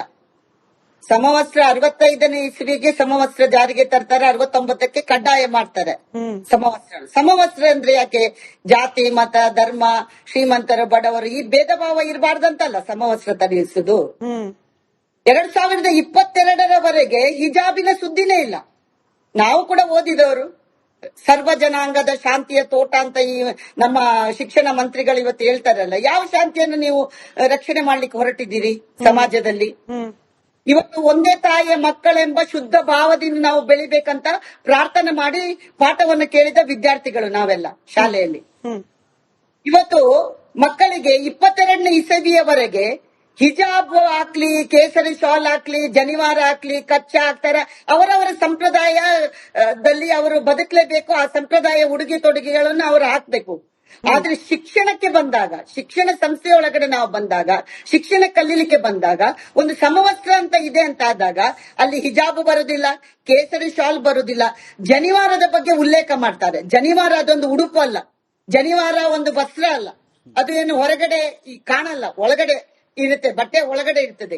ಆದ್ರಿಂದ ಈ ರೀತಿಯ ಒಂದು ಕ್ಷುಲ್ಲಕ ವಿಷಯವನ್ನ ಇಟ್ಕೊಂಡು 22ನೇ ಇಸವಿಗೆ ಅದು ಒಂದು ಮಹಿಳಾ ಉಡುಪಿ ಹೇಳಿದ್ರು, ಉಡುಪಿಯಲ್ಲಿ ಒಂದು 8 ಜನ ಮಹಿಳೆಯರು ಇದ್ರ ಬಗ್ಗೆ ಧ್ವನಿಯನ್ನು ಎತ್ತಿ ಗಲಾಟೆ ಆಗಿರುವಂತದ್ದು. ಎಷ್ಟು ರಿಬಲ್ ಆಗಿ ಹೇಳಿದ್ರಂತ ಅಲ್ಲಿಯ ಶಾಸಕರು. ನಮ್ಗೆ ಗೊತ್ತುಂಟು, ನಾನು ಕೂಡ ಕೆನರಾದಲ್ಲಿ ಓದಿದ್ದೇನೆ, ಐವನ್ ಡಿಸೋಜಾ ಅವರಿದ್ದಾರೆ, ನಾನು ಸೆಂಟ್ ಆಗ್ನಿಸ್ ನಲ್ಲಿ ಕಾಲೇಜು ಮಾಡಿದ್ದೇನೆ. ನಮ್ಮ ಸಮವಸ್ತ್ರ ಅಂದ್ರೆ ಸಮವಸ್ತ್ರದ ರೀತಿಯಲ್ಲಿ ಇರ್ತಿತ್ತು. ಹಿಂದೂಗಳು, ಮುಸಲ್ಮಾನರು, ಕ್ರಿಶ್ಚಿಯನ್ರು ಎಲ್ಲರೂ ಕೂಡ ಒಂದೇ ವಸ್ತ್ರವನ್ನು ಹಾಕ್ತಿದ್ರು, ಹಿಜಾಬ್ ಆಗ್ತಿರ್ಲಿಲ್ಲ. ಈವನ್ ಕಾಲೇಜ್ ನಲ್ಲಿ, ಸೆಂಟ್ ಆಗ್ನಿಸ್ ಕಾಲೇಜ್ ನಲ್ಲಿ ಓದ್ತಾ ಇದ್ದಾಗ ಕೂಡ ಬುರ್ಕಾ ಹಾಕಿಕೊಂಡು ಬರ್ತಿದ್ರು. ಕಾಲೇಜಿನ ಒಳಗೆ ಬಂದಾಗಲೇ ನಮ್ಮ ದಕ್ಷಿಣ ಕನ್ನಡ ಜಿಲ್ಲೆ ಸೆಕೆ ಜಾಸ್ತಿ, ಬೇಗ ಬುರ್ಕಾಗಳನ್ನೆಲ್ಲ ಬಿಚ್ಚಿ ಎಲ್ಲರೂ ಕೂಡ ಎಷ್ಟು ಸೌಹಾರ್ದತೆಯಿಂದ, ಎಷ್ಟು ಪ್ರೀತಿ ವಿಶ್ವಾಸದಿಂದ ಒಂದೇ ತಾಯಿ ಮಕ್ಕಳಂಗೆ ನಾವು ವಿದ್ಯೆಯನ್ನು ಕಲಿತಾ ಇದ್ದೆವು. ಈ ಹುಳುಕನ್ನ ತರುವಂತ ಕೆಲಸವನ್ನ ಈ ಸಮಾಜದಲ್ಲಿ ಯಾರು ಮಾಡಿದ್ದು? ಈಗ ಅದು ಸರಿ ಮೇಡಮ್, ಹಿಜಾಬ್ ಬೇಕಾ ಬೇಡವಾ, ಸಮವಸ್ತ್ರದ ಭಾಗವಾಗ್ಬೇಕಾ ಬೇಡವಾ, ಪ್ರತ್ಯೇಕ ಚರ್ಚೆನೆ ಅದು ಹಿಂದೆ ಕೂಡ ಮಾಡಿದ್ವಿ, ಈಗಲೂ ಕೂಡ part of a debate. But main point, 3 ವರ್ಷ ಮರೆತಿದ್ದ ವಿಚಾರವನ್ನ ಈಗ ಕಾಂಗ್ರೆಸ್ ಸರ್ಕಾರ ನೆನಪು ಮಾಡ್ಕೊಳ್ತಾ ಇದೆ. ಇದ್ರ ಹಿಂದೆ ಬೇರೆ ಏನಾದ್ರೂ ಉದ್ದೇಶ ಇದೆಯಾ? ಮರ್ತಿರ್ಲಿಲ್ಲ ಅಂದಿದ್ರೆ ಇಂಪ್ಲಿಮೆಂಟ್ ಮಾಡ್ಲಿಕ್ಕೆ ಏನ್ ತಡೆದಿತ್ತು? ಅದು ಪ್ರಶ್ನೆ ಸರ್. ಮರ್ತಿರ್ಲಿಲ್ಲ ಅಂದ್ರೆ 3 ವರ್ಷ ಯಾಕೆ ಆಗಿಲ್ಲ? 5 ವರ್ಷದಲ್ಲಿ ನಾವು ಬಹಳ ಕಷ್ಟ ಮಾಡ್ತೀವಿ. ಇದು ಒಂದು. ಸ್ಮಿತಾ ಅವರೇ, ಅಂಗೈ ಹುಣ್ಣಿಗೆ ಕನ್ನಡಿ ಬೇಡ. ಇವತ್ತು ಕೋರ್ಟಿನಲ್ಲಿ ಇರುವಂತ ಈ ಒಂದು ವ್ಯವಸ್ಥೆಯನ್ನು, ಪ್ರತಿ ಒಂದು ಬಿಲ್ ಜಾರಿಗೆ ಕೋರ್ಟ್ ನಲ್ಲಿ ಇದ್ರೆ ಏನ್ ಹೇಳ್ತಾರೆ, ಕೋರ್ಟ್ ಅಲ್ಲಿ ಇದ್ದೇ ಮಾಡ್ಲಿಕ್ಕೆ ಆಗುದಿಲ್ಲ ಅಂತ. ಇವತ್ತು ಇದು ಸುಪ್ರೀಂ ಕೋರ್ಟ್ ನಲ್ಲಿ ಇದ್ದದಂತನ್ನ ಇದು ತರಾತುರಿಯಲ್ಲಿ ಇವರು ಜಾರಿಗೆ ತರಬೇಕಾದ್ರೆ ಇದ್ರ ಹಿಂದೆ ಇದ್ದಂತ ಕೈವಾಡ ಏನು ಎಲ್ಲರಿಗೂ ಗೊತ್ತುಂಟು. ದಾವಣಗೆರೆ ಚುನಾವಣೆಯಲ್ಲಿ SDPI ಅವರು ಹಾರ್ಡ್ಕೋರ್ ಅವರು ಒಂದು 19-20 ಸಾವಿರ ಮತವನ್ನು ತೆಗೆದುಕೊಂಡಾಗ ಅವರಿಗಿಂತ ನಾವು ದೊಡ್ಡ ಹಾರ್ಡ್ಕೋರ್ ಅನ್ನೋದನ್ನ ತೋರಿಸಬೇಕನ್ನುವ ನಿಟ್ಟಿನಲ್ಲಿ ಇವತ್ತು ಈ ಸರ್ಕಾರ ಈ ಒಂದು ಉದ್ದಟತನದ ಹೆಜ್ಜೆಯನ್ನು ಇಟ್ಟಿದೆ ಅಲ್ಲ, ಯಾರು ಕೂಡ ಸಮಾಜ ಕ್ಷಮಿಸಲಿಕ್ಕೆ ಸಾಧ್ಯ ಇಲ್ಲ. ನಾವೆಲ್ಲ ಬಾಯಲ್ಲಿ ಮಾತ್ರ ಶಾಂತಿಯ ತೋಟ, ಏನ್ ಶಾಂತಿ ಕಾಪಾಡ್ತೀರಿ ನೀವು? ಸರಿ, ನಮ್ಮ ಜೊತೆಯಲ್ಲಿ ಕ್ಯಾಂಪ್ಸ್ನ ಪ್ರಧಾನ ಕಾರ್ಯದರ್ಶಿಗಳಾದ ಶಶಿಕುಮಾರ್ ಸರ್ ಇದ್ದಾರೆ. ಬಂದೆ ಭಾರತಿ ಶೆಟ್ಟಿ ಮೇಡಮ್. ಶಶಿಕುಮಾರ್ ಸರ್, ನನಗೆ ಈ ಕಾಂಗ್ರೆಸ್ ಸರಿನಾ, ಬಿಜೆಪಿ ಸರಿನಾ, ಈ ರಾಜಕೀಯ ಚರ್ಚೆಗಳಿಗೆ ನಿಮ್ಮನ್ನು ಇನ್ಕ್ಲೂಡ್ ಮಾಡ್ಕೊಳ್ಳಿಕ್ಕೆ ಇಷ್ಟ ಇಲ್ಲ ಸರ್. ನಾವೊಂದಷ್ಟು ಪಟ್ಟಿ ಮಾಡಿದ್ದೀವಿ. ಈ ಶೈಕ್ಷಣಿಕ ವರ್ಷದಲ್ಲಿ ಶಿಕ್ಷಣ ಇಲಾಖೆಗೆ ಯಾವ್ದೆಲ್ಲ ಆದ್ಯತೆ ಆಗಬಹುದಾಗಿತ್ತು ಸರ್? ಕಾಂಗ್ರೆಸ್ ಸರ್ಕಾರ ಬಂದು 3 ವರ್ಷ ಆಯ್ತು, SCP ಜಾರಿ ಆಯ್ತಾ? ನೀವ್ ಹೇಳಬೇಕು. ಇದ್ರ ಬಗ್ಗೆ ಸರ್ಕಾರ ಗಮನ ಕೊಡಬೇಕಿತ್ತಾ ಬೇಡವಾ? ಶಿಕ್ಷಕರ ನೇಮಕಾತಿ ಎಷ್ಟಾಗಿದೆ, ಅದರಿಂದ ಎಷ್ಟು ಸಮಸ್ಯೆ ಆಗ್ತಾ ಇದೆ, ಆಗದೆ ಇರೋದು ನೀವ್ ಹೇಳಬೇಕು. ಅತಿಥಿ ಉಪನ್ಯಾಸಕರ ಬಗ್ಗೆ ಇವತ್ತು ಇಡೀ ದಿನ ನಾವು ಕ್ಯಾಂಪೇನ್ ಮಾಡಿದೀವಿ ಸರ್. ಮೂಲಭೂತ ಸೌಕರ್ಯಕ್ಕೋಸ್ಕರ ಹೋರಾಡ್ತಿದ್ದಾರೆ ಬೀದಿಗಿಳಿದು. ಅದು ಶಿಕ್ಷಣ ಇಲಾಖೆಯ ಆದ್ಯತೆ ಆಗಬೇಕಾಗಿತ್ತಾ, ಆಗಿರ್ಲಿಲ್ವಾ? KPS, ಮ್ಯಾಗ್ನೆಟ್ ಶಾಲೆ, ಈ ಬಗ್ಗೆ ಗೊಂದಲ, ಇದನ್ನ ಅಡ್ರೆಸ್ ಮಾಡಬೇಕಿತ್ತಾ ಇಲ್ವಾ? ಇದೆಲ್ಲಕ್ಕಿಂತ ಮುಖ್ಯ ಹಿಜಾಬ್, ಜನಿವಾರ, ಇದು ಆಗಿತ್ತಾ, ಆಗಬೇಕಾದ ಪರಿಸ್ಥಿತಿ ಇದೆಯಾ? ಖಂಡಿತವಾಗ್ಲೂ ಇಲ್ಲ. ಅದಕ್ಕಿಂತ ಇಂಪಾರ್ಟೆಂಟ್ ಜನವಾರ ಯಾಕೆ ಬಂತು? ಜನವಾರ ಎಲ್ಲೂ ಕೂಡ ಮೊದಲು ಅದನ್ನ ಹಾಕಬೇಕು ಅನ್ನತಕ್ಕಂಥ ಯಾವುದೇ ಆದೇಶ ಇರಲಿಲ್ಲ. ಆ ಜನವಾರ ಅನ್ನತಕ್ಕಂಥದ್ದು ಅಥವಾ ರುದ್ರಾಕ್ಷಿ ಇದನ್ನು ಅವೆಲ್ಲ ಅರ್ಥರಹಿತ. ಇದನ್ನ ಅಧಿಕಾರಿಗಳು ಫಸ್ಟ್ ಅರ್ಥ ಮಾಡ್ಕೊಬೇಕು, ಇವ್ರು ಯಾವ ರೀತಿಯಲ್ಲಿ ಈ ಸಲಹೆಗಳನ್ನ ಕೊಡ್ತಾ ಇದ್ದಾರೆ ಸರ್ಕಾರಕ್ಕೆ ಅನ್ನೋದು. ಎರಡನೇ ಅಂಶ, 7 ವರ್ಷದಿಂದ ಕಳೆದ ಸರ್ಕಾರ ಬಿಜೆಪಿ ಸರ್ಕಾರದಲ್ಲಿ ಉಂಟಾಗಿದ್ದಂತ ಗೊಂದಲ 7 ವರ್ಷ ಆದ್ರೂ ಕೂಡ ಅಜ್ಞಾತವಾಸ ಅನುಭವಿಸ್ತಾ ಇದ್ದೇವೆ ನಾವು. ಇವತ್ತಿಗೂ ಕೂಡ ಸೇಫ್ಟಿ ಸಂಬಂಧ, ಶಿಕ್ಷಕರ ಸಂಬಂಧ, ಪಠ್ಯ ಪುಸ್ತಕದ ಸಂಬಂಧ, ಜೊತೆಗೆ ಇವತ್ತು SCPನ NEPನ ಗೊಂದಲದ ಗೂಡಾಗಿದೆ. ಅದ್ರ ಜೊತೆಗೆ ಮಕ್ಕಳೇ ಇಲ್ಲ, ದಾಖಲಾತಿ ಪ್ರಕ್ರಿಯೆನೇ ಇಲ್ಲ. ಅನಧಿಕೃತ ಶಾಲೆಗಳು ತಾಂಡವ ಆಡ್ತಾ ಇದ್ದಾವೆ ರಾಜ್ಯದಲ್ಲಿ. ನನಗೆ ನಾಚಿಕೆ ಆಗತ್ತೆ ಇದನ್ನ ಹೇಳೋದಿಕ್ಕೆ. ಇವತ್ತು ರಾಜ್ಯದಲ್ಲಿ ಪೂರ್ವ ಪ್ರಾಥಮಿಕ ಕುಸಿದೋಗಿದೆ ದಾಖಲಾತಿ. ಯಾಕೆ ಅಂದ್ರೆ ಅನಧಿಕೃತ ಪೂರ್ವ ಪ್ರಾಥಮಿಕ ಶಾಲೆಗಳು 25,000 ಇದೆ ಅಂತ ಕ್ಲೇಮ್ ಮಾಡಿದ್ದಾರೆ. 16,000 ಶಾಲೆಗಳು ಈ ತರ ಗೊಂದಲದಲ್ಲಿದ್ದಾಗ ಅದರ ಜೊತೆಯಲ್ಲಿ ಒಂದು ವಸ್ತ್ರ ಸಂಹಿತೆ ಅನ್ನತಕ್ಕಂಥದ್ದು, ಈ ಆದೇಶದಲ್ಲಿ ನಮಗೆ ಆಕ್ಷೇಪ ಇರ್ತಕ್ಕಂಥದ್ದು ಏನು ಅಂದ್ರೆ, ನೀವು ಮಾಡಿ ಸ್ವಾಮಿ, ನೀವು ಸ್ವತಂತ್ರರಿದ್ದೀರಾ, ಸರ್ಕಾರ ನಡೆಸ್ತೀರಾ, ನಿಮ್ಗೆ ನಿಮ್ಮ ಮನೆಯಲ್ಲಿ ನೀವು ಮಾಡ್ತಾ ಇರತಕ್ಕಂಥದ್ರಲ್ಲಿ ಏನ್ ಬೇಕೋ ಮಾಡಿ. ನೀವ್ ಯಾಕೆ ಎಲ್ಲಾ ಶಾಲೆಗಳು ಖಾಸಗಿ ಅನುದಾನ ಅಂತ ಹೇಳ್ತೀರಾ? Who are you? You are a regulating body, not a administrative body. ಸಂವಿಧಾನಾತ್ಮಕವಾಗಿ ನಮಗೆ ಒಂದಷ್ಟು ಹಕ್ಕು ಬಾಧ್ಯತೆ ಇದೆ. ಆಯಾ ಶಿಕ್ಷಣ ಸಂಸ್ಥೆಯಲ್ಲಿ ನಾವು ಹಿಜಾಬಿಗೆ ಅನುಮತಿ ಕೊಡ್ತೀವೋ ಇಲ್ವೋ, ಇನ್ನೊಂದು ಮತ್ತೊಂದು ಆಯಾ ವಿವೇಚನೆ ಆಯಾ ಶಿಕ್ಷಣ ಸಂಸ್ಥೆಗೆ. ನೀವು ಅದರಲ್ಲಿ ಕೂಡ ಮೂಗು ತೋರಿಸಿ ಅದನ್ನೆಲ್ಲ ಈ ಉಲ್ಲೇಖ ಮಾಡೋದಿದೆಯಲ್ಲ, ಇದು ಗೊತ್ತು ನಿಮಗೆ, ಇದು ತಪ್ಪು ಅಂತ. ನಾವೇನ್ ಹೇಳ್ತೀವಿ, ನೀವು ಮಾಡಿ, ನಿಮ್ಮ ಶಾಲೆಯಲ್ಲಿ ನೀವು ಮಾಡಿ. ನೀವು ಖಾಸಗಿ ಅನುದಾನ ರಹಿತ ಶಿಕ್ಷಣ ಸಂಸ್ಥೆಗೆ ನಾಳೆ ದಿನ ಸಮವಸ್ತ್ರ ಯಾಕೆ ಅನ್ನತಕ್ಕಂಥದ್ದು ಎಲ್ಲ ಗೊತ್ತಿದೆ. ಸರ್ಕಾರದ ಶಾಲೆಯಲ್ಲೇ ಸಮವಸ್ತ್ರವನ್ನ ಇಂಪ್ಲಿಮೆಂಟ್ ಮಾಡಿದ್ದಾಗ ಅದನ್ನ ಡೈಲ್ಯೂಟ್ ಮಾಡತಕ್ಕಂಥ ಕೆಲಸ ಇದು ಪ್ರಿಯಾರಿಟಿ ಆಗಿರಬಾರ್ದು ಅನ್ನೋದು ನಮ್ಮ ಅಭಿಪ್ರಾಯ. ಜೊತೆಗೆ ನಮ್ಮನ್ನು ಸೇರಿಸ್ಕೊಂತೀರಾ. ನಾವು ಕಳೆದ ಸರ್ಕಾರ ಮಾಡಿದಾಗ್ಲೂ ವಿರೋಧಿಸಿದ್ವಿ. ಈ ಮಕ್ಕಳಲ್ಲಿ ನೀವು ವಿಷ ಯಾಕೆ ಹೇಳ್ತೀರಾ? ಎದುರುಗಡೆ ಬರುವಂತ ಮಗುಗೆ ಇನ್ನೊಂದು ಮಗು ಎಲ್ಲೋ ಒಂದ್ ಕಡೆ ಆ ಧರ್ಮ ಒಂದು ಭೇದ ಭಾವದಲ್ಲಿ ನೋಡುವಂತ ಮನಸ್ಥಿತಿಯನ್ನ ಇವತ್ತು ರಾಜಕೀಯ ಹಿತಾಸಕ್ತಿಯಲ್ಲಿ ಇದನ್ನ ತುರುಕ್ತಾ ಇದ್ದೀವಲ್ಲ, ಆ ಮಕ್ಕಳ ಮನಸ್ಸಲ್ಲಿ ಏನ್ ಪ್ರಭಾವ ಬೀಳುತ್ತೆ ಅನ್ನತಕ್ಕಂಥದ್ದು ಕೂಡ ಇಲ್ಲಿ ಬುದ್ಧಿಜೀವಿಗಳು ಯೋಚನೆ ಮಾಡ್ದೇನೆ. ಅದ್ರ ಜೊತೆಗೆ ಆ ಶಿಕ್ಷಣ ಮಂತ್ರಿಗಳು ಹೇಳಿಕೆ ನಿಜವಾಗ್ಲೂ ಅವರಿಗೆ ಸಂತೋಷ ಕೊಡಬೇಕೇ ಹೊರತು ಯಾಕೋ ನಮಗೆ ಅಸಮಾಧಾನ ಇದೆ. ಈ ಒಂದು ಹೇಳಿಕೆ ಹೇಳ್ತಾ ಇದ್ರಲ್ಲ, ಆ ಮಕ್ಕಳ ಕಾಲ್ ಕೆಳಗ್ ತೂರ್ ಬನ್ನಿ ಅಂತ, ಅಂತ ಮಾತುಗಳು ನಿಜವಾಗ್ಲೂ ನಾವು ಶಿಕ್ಷಣ ಮಂತ್ರಿಗಳ ಬಾಯಲ್ಲೇ ಅಪೇಕ್ಷಿಸೋದಲ್ಲ. ಕೇಂದ್ರೀಯ ವಿದ್ಯಾಲಯದಲ್ಲೂ ಅದೇ ಇದೆ, ಅದೇ ಇದೆ ಅಂತ. ಅದೇ ಈಗ ಯಾರು ನೋಡಿ ಈ ರಾಜ್ಯದಲ್ಲಿ ಖಾಸಗಿ ಶಾಲೆ ಆಗಲಿ ಸರ್ಕಾರಿ ಶಾಲೆ ಆಗ್ಬೋದು, ನಾನು ಕೇಳ್ತೀನಿ, ನೀವು ಅದ ಅರ್ಥ ಏನ್ ಗೊತ್ತಾ? ಈಗ ನಿಮ್ಗೆ ಗೊತ್ತಿದೆ ಮಕ್ಳು ಅಂದ್ರೆ ಬುದ್ಧಿ ಕಲ್ ತಿಳ್ಕೊಂಡು ಮಾತಾಡಿ ಗಾದೆನ ತಗೊಂಡು ಈಗ ನೋಡಿ ನಿಮ್ಗೆ ಗೊತ್ತಿದೆ ಅಲ್ಲಿ ಭಾಷೆ ನಿಮ್ಗೆ ಗೊತ್ತಿದೆ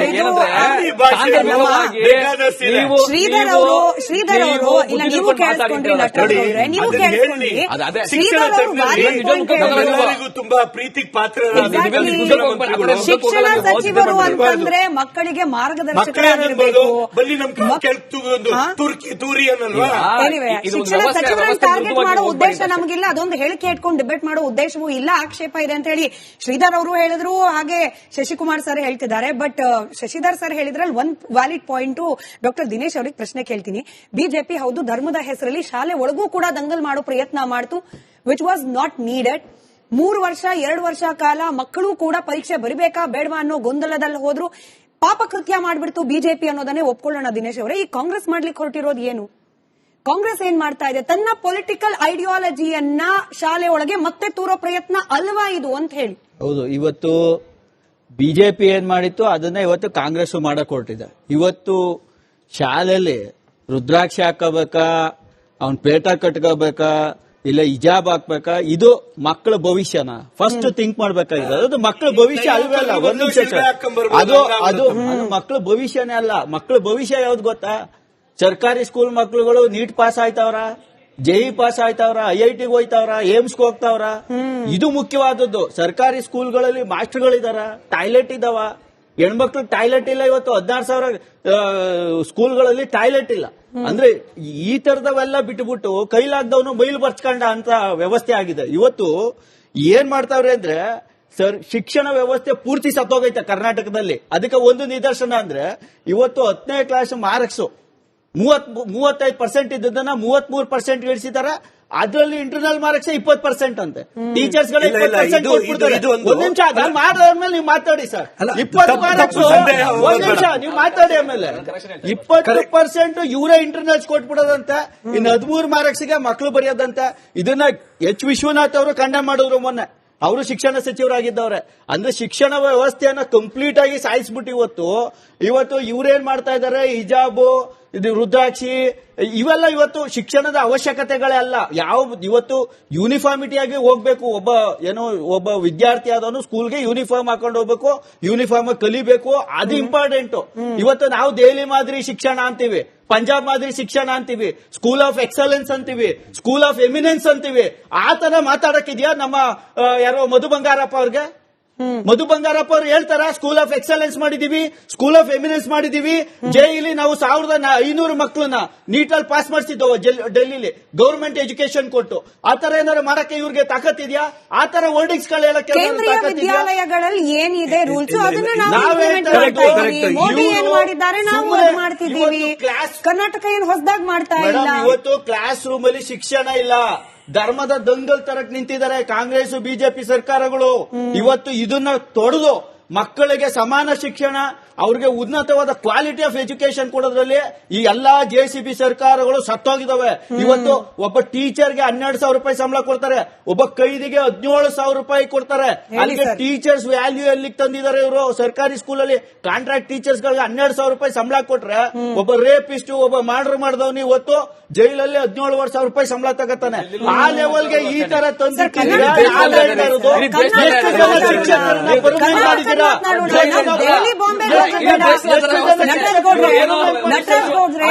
ಇಡೀ ದಿನ ಕೇಳಿಸ್ಕೊಳ್ಬೇಕು.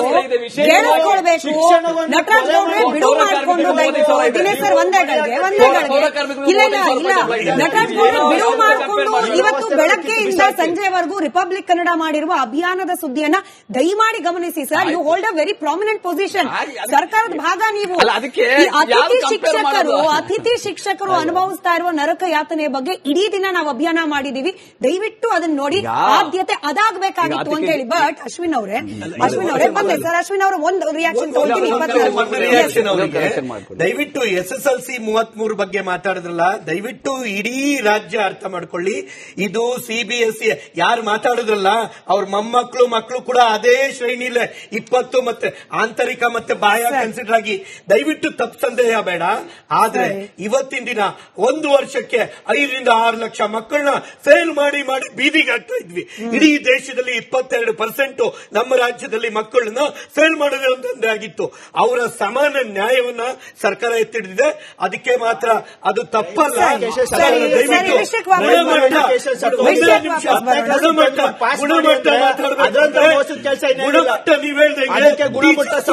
ಟೀಚರ್ಸ್ ಬೇಕು, 1 ರಿಂದ 5ನೇ ತರಗತಿ ಸರಿಯಾಗಿ ಪಠ್ಯ ಆಗಬೇಕು, ಇವೆಲ್ಲ ಮಾತಾಡೋಣ. ಆದ್ರೆ ತಪ್ಪು ಸಂದೇಹ ಬೇಡ. ಸರಿ, ನಿಜ ಅಶ್ವಿನ್ ಅವರೇ. 16ನೇ ತಾರೀಕು ಮುಸಲ್ಮಾನರ ಸಮಾವೇಶ ಇದೆ. ಆ ಸಮಾವೇಶದಲ್ಲಿ ಅವರು ಪಟ್ಟಿ ಬಿಡುಗಡೆ ಮಾಡುವವರು ಇದ್ದಾರೆ. ಹೇಳಿರೋದು ಯಾರು? ಕುಮಾರಸ್ವಾಮಿ ಅವರು. ಇನ್ಫ್ಯಾಕ್ಟ್ 16ನೇ ತಾರೀಕಿನ ಬಗ್ಗೆ ಆ ಕಾರ್ಯಕ್ರಮದ ಸಂಘಟಕರು ಕೂಡ ಇದೇ ಹೇಳ್ತಿದ್ದಾರೆ. ಹೇಳಿದ್ದೇನಪ್ಪ, ನಾವು ಮತಾಂತರ ನಿಷೇಧ ಕಾಯ್ದೆ ಅಂತ ಬಿಜೆಪಿ ತಂದ್ರು, ಅದನ್ನ ತೆಗ್ದಾಕಿಲ್ಲ ಕಾಂಗ್ರೆಸ್ನವರು. ಗೋಹತ್ಯೆ ನಿಷೇಧ ಕಾಯ್ದೆ ಮುಸಲ್ಮಾನರನ್ನ ಟಾರ್ಗೆಟ್ ಮಾಡಲಾಗಿತ್ತು ಬಿಜೆಪಿ ಅವಧಿಯಲ್ಲಿ, ತೆಗ್ದಾಕ್ತೀವಿ ಅಂತ ಪ್ರಾಮಿಸ್ ಮಾಡಿದ್ರು ಕಾಂಗ್ರೆಸ್ನವರು, ತೆಗ್ದಾಕಿಲ್ಲ. 2B ಮೀಸಲಾತಿ ಕಿತ್ತಾಕಿದ್ರು ಬಿಜೆಪಿ ಅವರು, ನಾವು ವಾಪಸ್ ಕೊಡ್ತೀವಿ ಅಂತ ಪ್ರಾಮಿಸ್ ಮಾಡಿದ್ರು ಕಾಂಗ್ರೆಸ್ನವರು. ಅಂದ್ರೆ ಈ ಪಟ್ಟಿ ಬಿಡುಗಡೆಗೆ ಹೆದರಿಯೇ ಕಾಂಗ್ರೆಸ್ ಸರ್ಕಾರ ಹಿಜಾಬ್ ವಿಚಾರವನ್ನ ಮುನ್ನೆಲೆಗೆ ತಂದಿದೆ. ಕುಮಾರಸ್ವಾಮಿ ಅವರ ಆರೋಪ. ಅಶ್ವಿನ್ ಅವರೇ, ನೀವು ಅದಕ್ಕೆ ಧ್ವನಿಗೂಡಿಸಬೇಕು. ಯಾವುದೇ ಸಂದೇಹ ಇಲ್ಲ. ಸನ್ಮಾನ್ಯ ಕುಮಾರಣ್ಣ ಅವ್ರಿಗೆ ಹೇಳಿರೋದು ಕರೆಕ್ಟ್ ಆಗಿದೆ. ಯಾಕಂದ್ರೆ ಅವ್ರಿಗೆ ಗೊತ್ತಿದೆ, ಅವರು ರಾಜ್ಯವನ್ನ ಆಳಿದ್ರು, ಅಲ್ಲೇ ಮಧು ಬಂಗಾರಪ್ಪ ಅವರು ಕುಮಾರಣ್ಣ ಅವರು ಗರಡಿನಲ್ಲಿದ್ರು. ಬಂದ ತಕ್ಷಣನೇ 760 ಪ್ರಾಥಮಿಕ ಶಾಲೆಗಳನ್ನ ತಂದ್ರು. ಮಧು ಬಂಗಾರಪ್ಪ ಅವ್ರಿಗೆ ಇದು ನೆನಪಾಗಬೇಕು. 45,000 ಶಿಕ್ಷಕರನ್ನ ನೇಮಕ ಮಾಡಿದ್ರು, ಇದು ಮಧು ಬಂಗಾರಪ್ಪ ಅವ್ರಿಗೆ ನೆನಪಾಗಬೇಕು. 8,000 ಉಪನ್ಯಾಸಕರನ್ನ ನೇಮಕ ಮಾಡಿದ್ರು, ಇದು ಸನ್ಮಾನ್ಯ ಮಧು ಬಂಗಾರಪ್ಪ ಅವ್ರಿಗೆ ನೆನಪಾಗಬೇಕು. 6 ಮೆಡಿಕಲ್ ಕಾಲೇಜು, 7 ಸರ್ಕಾರಿ ಇಂಜಿನಿಯರಿಂಗ್ ಕಾಲೇಜ್ ಕೊಟ್ರು, ಇದು ಮಧು ಬಂಗಾರಪ್ಪ ಅವ್ರಿಗೆ ನೆನಪಾಗಬೇಕು. ಏನಕ್ಕೆ ಅಂದ್ರೆ ಅದ್ರ ಜೊತೆ 700 ಅಂದ್ರೆ 500 ಪದವಿ ಕಾಲೇಜು, 500 ಪದವಿ ಪೂರ್ವ ಕಾಲೇಜು, 250 ಪದವಿ ಕಾಲೇಜ್ಗಳನ್ನ ಕೊಟ್ರು, 1000 ಕರ್ನಾಟಕ ಪಬ್ಲಿಕ್ ಶಾಲೆಗಳನ್ನ ಕೊಟ್ರು. ಏನಕ್ಕೆ ಮಧು ಬಂಗಾರಪ್ಪ ಅವ್ರಿಗೆ ಹೇಳ್ತಿದ್ದೀನಿ ಅಂದ್ರೆ, ಸನ್ಮಾನ್ಯ ಮಧು ಬಂಗಾರಪ್ಪ ಅವರೇ, ಇವತ್ತು ನೀವೇನು ಆದೇಶ ಹೊರಡಿಸಿದೀರಾ ಇದು ನಿಮ್ಮನೆ ಮಕ್ಕಳುಗಳಿಗೆ ಇದು ಅನ್ವಯಿಸಲ್ಲ. ಯಾಕೆಂದ್ರೆ ಅವ್ರು ಬೇರೆ ಕಡೆ ವ್ಯಾಸಂಗ ಮಾಡ್ತಿರ್ತಾರೆ. ದಯಮಾಡಿ ಇದೊಂದು ತಿಳ್ಕೋಬೇಕು. ಹೆಣ್ಮಕ್ಳುಗಳು ಹೋಬಳಿ ಕೇಂದ್ರ, ತಾಲೂಕು ಕೇಂದ್ರಕ್ಕೆ ಬರುವಂತ ಹೆಣ್ಮಕ್ಳುಗಳಿಗೆ ಇವತ್ತು ಸುಸಜ್ಜಿತವಾದ ಶೌಚಾಲಯಗಳಿಲ್ಲ. ಸ್ಕೂಲಿಂದ ಹಿಡಿದು ಬಸ್ ಸ್ಟ್ಯಾಂಡ್ ಅವ್ರಿಗೆ ಬಂದ್ರು ಸುಸಜ್ಜಿತವಾದ ಶೌಚಾಲಯಗಳಿಲ್ಲ. ಇದನ್ನ ನೀವು ಅರ್ಥ ಮಾಡ್ಕೊಳ್ಳಿ. ಬುಕ್ ಕೊಡ್ಲಿಕ್ಕೆ ನಿಮ್ಮ ಹತ್ರ ಅನುದಾನ ಇರಲಿಲ್ಲ, ಬ್ಯಾಗ್ಗಳನ್ನ ಕೊಡ್ಲಿಕ್ಕೆ ಅನುದಾನ ಇರಲಿಲ್ಲ, ಸಾಕ್ಸ್ಗಳನ್ನ ಕೊಡ್ಲಿಕ್ಕೆ ಅನುದಾನ ಇರಲಿಲ್ಲ. ಇದನ್ನೆಲ್ಲ ಬಿಟ್ಟು ಗಾಳಿ ತೂರಿ ಇವತ್ತು ಮಕ್ಕಳುಗಳಿಗೆ ಅಲ್ಲಿ ಕುಡಿಯೋ ನೀರಿನ ವ್ಯವಸ್ಥೆ ಇಲ್ಲ, ಲ್ಯಾಬ್ಗಳಿಲ್ಲ, ಶಿಕ್ಷಕರುಗಳನ್ನ ನೇಮಕಾತಿ ಭರ್ತಿ ಮಾಡಿಲ್ಲ. ಇವತ್ತು ಏನೋ ಕಾಂಟ್ರಾಕ್ಟ್ ಬೇಸ್ ಮೇಲೆ ಉಪನ್ಯಾಸ ಏನು ಬೋಧನೆ ಮಾಡ್ತಿದ್ದಾರೆ ಶಿಕ್ಷಕರಿಗೆ, 2 ವರ್ಷ ಆದ್ರೂ ಅವ್ರಿಗೆ ದುಡ್ಡು ಬಂದಿಲ್ಲ. ಇದನ್ನೆಲ್ಲ ಬಿಟ್ಟು ದಾವಣಗೆರೆನಲ್ಲಿ ನೀವು ಮುಸಲ್ಮಾನರು ನಿಮ್ ವಿರೋಧ ಕಟ್ಕೊಂಡ್ರಿ ನೀವು ಕಾಂಗ್ರೆಸ್ ಅವರು ಅಂತ ಹೇಳಿ ಇವತ್ತು ಹೊಸ ಆಟನ ಯಾರು ಬರ್ದ್ಕೊಟ್ರು ಸನ್ಮಾನ್ಯ ಮಧು ಬಂಗಾರಪ್ಪ ಅವರೇ, ನಾನು ನಿಮ್ನ ಕೇಳಲಿಕ್ಕೆ ಇಷ್ಟಪಡ್ತೀನಿ. ಕುಮಾರಣ್ಣ ಅವರು ಹೌದು ಹೇಳಿದ್ರು, ಯಾಕೆ ಹೇಳಿ? ಇಷ್ಟೆಲ್ಲ ಎಲ್ಲ ಪಕ್ಷದ ಇವತ್ತು ಬಿಜೆಪಿ ಅವರು ಇರ್ಬೋದು, ಕಾಂಗ್ರೆಸ್ ಅವ್ರ ಜೊತೆ ಇದ್ದಾಗಲೇ ಈ ಒಂದು ಉತ್ತಮವಾದಂತ ಆಡಳಿತಗಳನ್ನ ಕೊಟ್ಟರು. ಯಾಕೆ ಮಧು ಬಂಗಾರಪ್ಪ ಅವರೇ ನಿಮ್ಗೆ ನೆನಪಾಗ್ಲಿಲ್ವಾ? ಇವತ್ತು ನಿಮ್ಮ ಈ ಹೇಳಿಕೆ ಇದೆಯಲ್ಲ ತುಂಬಾ ದುರ್ಬಲವಾದಂತ ಹೇಳಿಕೆಗಳು. ಯಾಕೆಂದ್ರೆ ಒಂದು ಜವಾಬ್ದಾರಿಯುತವಾದಂತ ಸ್ಥಾನದಲ್ಲಿದ್ದು ಅದರಲ್ಲೂ ನೀವು ಶಿಕ್ಷಣ ಸಚಿವರಿದ್ದೀರಾ ಅಂದ್ರೆ ನಿಮ್ನ ಫಾಲೋ ಮಾಡೋರು ತುಂಬಾ ಜನ ಇರ್ತಾರೆ, ಮಕ್ಕಳುಗಳು ಗಮನಿಸ್ತಾ ಇರ್ತಾರೆ. ಯಾವುದೇ ಒಂದು ಕರಾವಳಿ ಭಾಗ, ಕಲ್ಯಾಣ ಕರ್ನಾಟಕ, ಹಳೆ ಮೈಸೂರು, ಕಿತ್ತೂರು ಭಾಗ ಅಂತಲ್ಲ, ಎಲ್ಲ ಮಕ್ಕಳು ಒಂದೇ. ಯಾಕೆ ಒಂದೇ one nation one education policy ತರಕ್ಕೆ ಓಡಾಡಿ ನೀವು ಯಾಕಿದಕ್ಕೆ ಮಾಡಲ್ಲ ನೀವು? ಕರ್ನಾಟಕದ ಅಸ್ಮಿತೆಗೆ ಅನುಗುಣವಾಗಿ ಉತ್ತರ ಕೊಡಬೇಕು. ಅಶ್ವಿನ್ ಅವ್ರು ಮುಗಿಸ್ಬಿಡ್ಲಿ. SCP ಅನ್ನೋದು ಅದು ಎಲ್ಲಿದೆ, ಯಾವ ಹಂತದಲ್ಲಿದೆ, ಅದು ಯಾವಾಗ ಇಂಪ್ಲಿಮೆಂಟ್ ಆಗುತ್ತೆ, NEP ಅಳವಡಿಸಿಕೊಂಡು ಇವಾಗ ಆಚೆ ಬಂದಿರೋ ಶಾಲೆಗಳು ಮುಂದೆ ಏನು ಮಾಡಬೇಕು, ಈ ಗೊಂದಲಕ್ಕೆ ಯಾರು ಉತ್ತರ ಕೊಡಬೇಕಾಗಿರೋದು? ಕಾಂಗ್ರೆಸ್ನ ವಕ್ತಾರರು ಇದ್ದಾರೆ, ಕಾಂಗ್ರೆಸ್ನ MLC ಅವರು ಐವನ್ ಡಿಸೋಜಾ ಸರ್ ಇದ್ದಾರೆ. ನಿಮಗೆ ನೇರವಾದ ಪ್ರಶ್ನೆ, ಎಲ್ಲಾ ಸರ್ಕಾರದಲ್ಲೂ ರಾಮರಾಜ್ಯವಾಗಿತ್ತು ಅಂತ ನಾನು ಹೇಳಲಿಕ್ಕೆ ಹೊರಟಿಲ್ಲ. ಎಲ್ಲಾ ಸರ್ಕಾರದವರು ಅವರವ್ರ ಕೆಲಸಗಳನ್ನ ಮಾಡಬೇಕಾಗಿತ್ತು, ಇನ್ನೂ ಅತಿ ಹೆಚ್ಚು ಕೆಲಸಗಳನ್ನ ಮಾಡಬೇಕಾಗಿತ್ತು. ಈಗ ನಾನು ಕುಮಾರಣ್ಣ ಅವ್ರದ್ದು ಇಷ್ಟು ಎಕ್ಸಾಂಪಲ್ ಕೊಟ್ಟೆ. ನೀವು ಕಳೆದ 3 ವರ್ಷದಿಂದ ಸರ್ಕಾರಿ ಶಾಲೆಗಳಿಗೆ ಏನಾದ್ರೂ ಕೊಟ್ಟಿರೋ ಒಂದು ಕೊಡುಗೆ ಹೇಳ್ಬಿಟ್ಟು ಈ ವೀಸಾ ಬಂತೆ, ಅದಂತೆ, ಇದಂತೆ ಅಂತ ಪುನಃ ಅದ್ ಎಷ್ಟು ದಿನ ಮುಸಲ್ಮಾನರನ್ನ ಮಂಗನ್ ಮಾಡಕ್ ಹೋಗ್ತೀರಾ? ದಯಮಾಡಿ ಎಜುಕೇಶನ್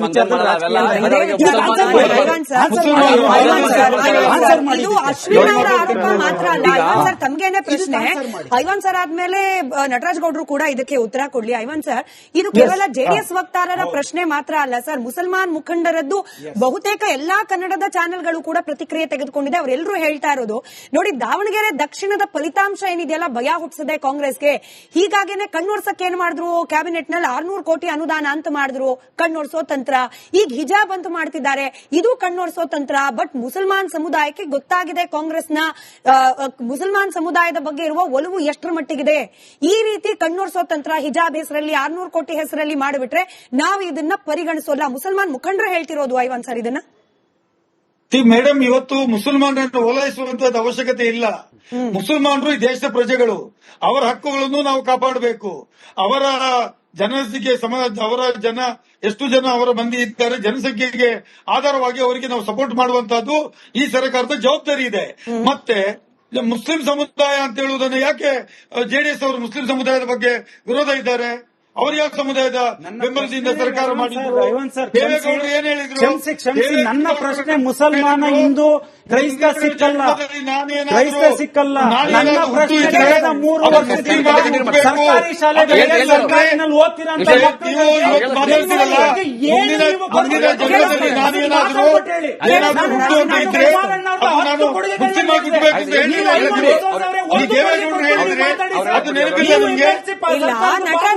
ಕೊಡುಗೆ ಕೊಡ್ತೀರಾ?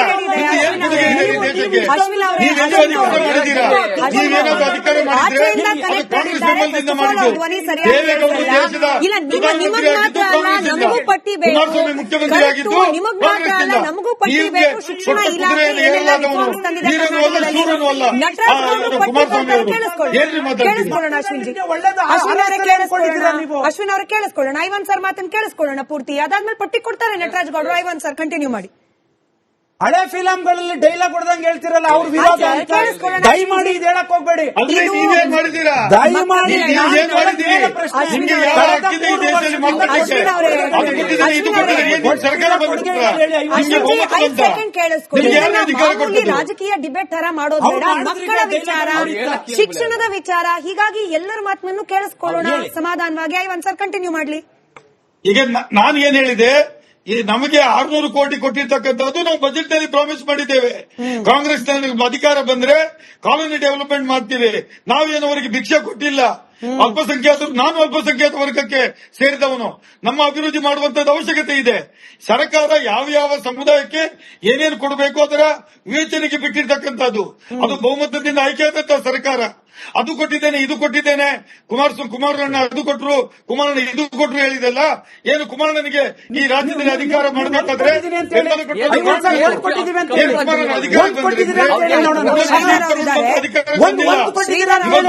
ಬೆಂಬಲ ಶ್ರೀಧರ್ ಕಲಬುರ್ಗಿ ಅವ್ರ ವಾಯ್ಸ್ ಆನ್ ಏರ್ ಇರ್ಲಿ. ಪಟ್ಟಿ ರೆಡಿ ಇದೆ, ನಟರಾಜ್ ಗೌಡ್ರ ಹತ್ರ ಕೊಡ್ತಾರೆ. ಅದಕ್ಕೆ ಮುಂಚೆ ಶ್ರೀಧರ್ ಅವರೇ, ಈಗ 14ನೇ ತಾರೀಕು ಸಮಾವೇಶ ಮಾಡ್ಲಿಕ್ಕೆ ಮುಸಲ್ಮಾನ್ ಸಮುದಾಯದ ಕೆಲ ಮುಖಂಡರು ಸಿದ್ಧತೆ ಮಾಡ್ಕೊಳ್ತಿದ್ದಾರೆ.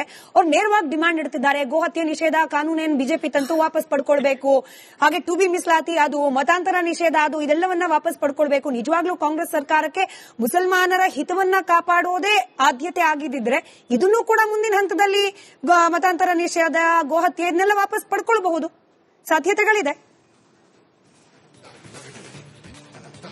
ಅಲ್ಲ, ಖಂಡಿತವಾಗಿಯೂ ಈಗ ಏನಾಗ್ಬಿಟ್ಟಿದೆ, ಇಡೀ ದೇಶದಲ್ಲಿ ಒಂದು ರೇಸ್ ನಡೆದಿದೆ, ಅಂದ್ರೆ ಪೈಪೋಟಿ ನಡೆದಿದೆ. ಏನ ಮುಸ್ಲಿಂ ಲೀಗ್ ಮುಸಲ್ಮಾನರನ್ನ ಹೆಚ್ಚು ಓಲೈಕೆ ಮಾಡುತ್ತಾ, ಏನ ಕಾಂಗ್ರೆಸ್ ಮಾಡುತ್ತಾ ಅನ್ನೋದನ್ನ ಓಲೈಕೆಯ ಒಂದು ಓಡಾಟ ನಡೆದಿದೆ. ಇವತ್ತು ನಾವು ಎಲ್ಲಾ ಕಡೆ ನೋಡ್ತಾ ಇದ್ದೇವೆ. ಇವತ್ತು ಮೊನ್ನೆ ಆದಂತ ಎಲ್ಲ ಚುನಾವಣೆಗಳಲ್ಲಿ ಎಲ್ಲ ನೋಡ್ತಾ ಇದ್ದೇವೆ ನಾವು. ಇವತ್ತು ಹೆಚ್ಚಿನ MLAಗಳು ಕಾಂಗ್ರೆಸ್ನಿಂದ ಆಯ್ಕೆ ಆದಂತವರು ಮುಸಲ್ಮಾನರು. ಅಂದ್ರೆ ಇವರಿಗೆ ಕೇವಲ ಮುಸಲ್ಮಾನರ ವೋಟ್ ಅಷ್ಟೇ ಬೇಕಾಗಿದೆ. ಇವರಿಗೆ 135 ಸೀಟ್ ಕರ್ನಾಟಕದಲ್ಲಿ ಏನು ಬಂದಿದೆಯಲ್ಲ, ಇದು ಹಿಂದೂಗಳ ಓಟ್ ಹಾಕಿಲ್ಲ ಅನ್ನೋದನ್ನ ಇವರು ತೋರಿಸಿಕೊಡ್ತಿದ್ದಾರೆ. ಇವತ್ತು ಇವರಿಗೆ ಓಟ್ ಹಾಕದಂತ ಹಿಂದೂಗಳು ಇವತ್ತ ನೋಡ್ಬೇಕಾಗಿದೆ. ಇವತ್ತು ಕಾಂಗ್ರೆಸ್ನವರು ಈ ತುಷ್ಟೀಕರಣ ನೀತಿಯನ್ನ ಇವತ್ತು ನಾನು ಒಂದು ಹೇಳ್ತಾ ಇದ್ದೇನೆ. ಇವತ್ತು ನಿಮ್ಮ ರಾಜಕೀಯ ಏನೇ ಇರಲಿ ಕರ್ನಾಟಕದಲ್ಲಿ ಇವತ್ತು ಕೇಳಿಲ್ಲ ನನ್ನ ಮಾತು ಪೂರ ಕೇಳಿಲ್ಲ. ಕರ್ನಾಟಕದಲ್ಲಿ ಶಾಂತಿಯುತವಾಗಿ ಎಲ್ಲ ಸಮುದಾಯದವರು ಶಾಂತಿಯುತವಾಗಿ ನಡೀತಾ ಇದ್ದಾರೆ. ಇಂಥದ್ರಲ್ಲಿ ಮಕ್ಕಳಲ್ಲಿ ಧರ್ಮ ಆಧಾರಿತ ಭೇದ ಭಾವ ತರುವಂತಾದ ಈ ಹುನ್ನಾರ ಏನಿದೆಯಲ್ಲ, ಇದು ದೇಶ ಒಡೆಯುವ ದಿಟ್ಟಿಗೆ ತಗೊಂಡು ಹೋಗ್ತಾ ಇದೆ ಕಾಂಗ್ರೆಸ್ಸಿನ ಮೂಲ ಏನು ಕೇಂದ್ರ ನಾಯಕರಿದ್ದಾರಲ್ಲ ಅವರ ಕೇಂದ್ರದ ಏನು ಇವರ ನಾಯಕರಿದಾರಲ್ಲ ಅವರು ಹೇಳದಂತದ್ದನ್ನು ಇವರು ಮಾಡ್ತಾ ಇದ್ದಾರೆ. ಇವತ್ತು ಇವರು ಹೆದರಿಕೆ ಆಗಿದೆ. ಇವತ್ತು ಪಶ್ಚಿಮ ಬಂಗಾಳದ ಹಿಂದೂಗಳ ತೋರಿಸಿಬಿಟ್ಟಿದ್ದಾರೆ. ಮಾತಾಡ್ರಿ ನೀವು, ಪಶ್ಚಿಮ ಬಂಗಾಳದ ಮಾತಾಡಕ್ ಹೋಗ್ಬೇಡಿ ನೀವು. ಹಿಂದೂ ಮುಸ್ಲಿಂ ಪಶ್ಚಿಮ ಬಂಗಾಳದ ಹಿಂದೂಗಳ ಒಂದಾಗಿ ಬಿಜೆಪಿ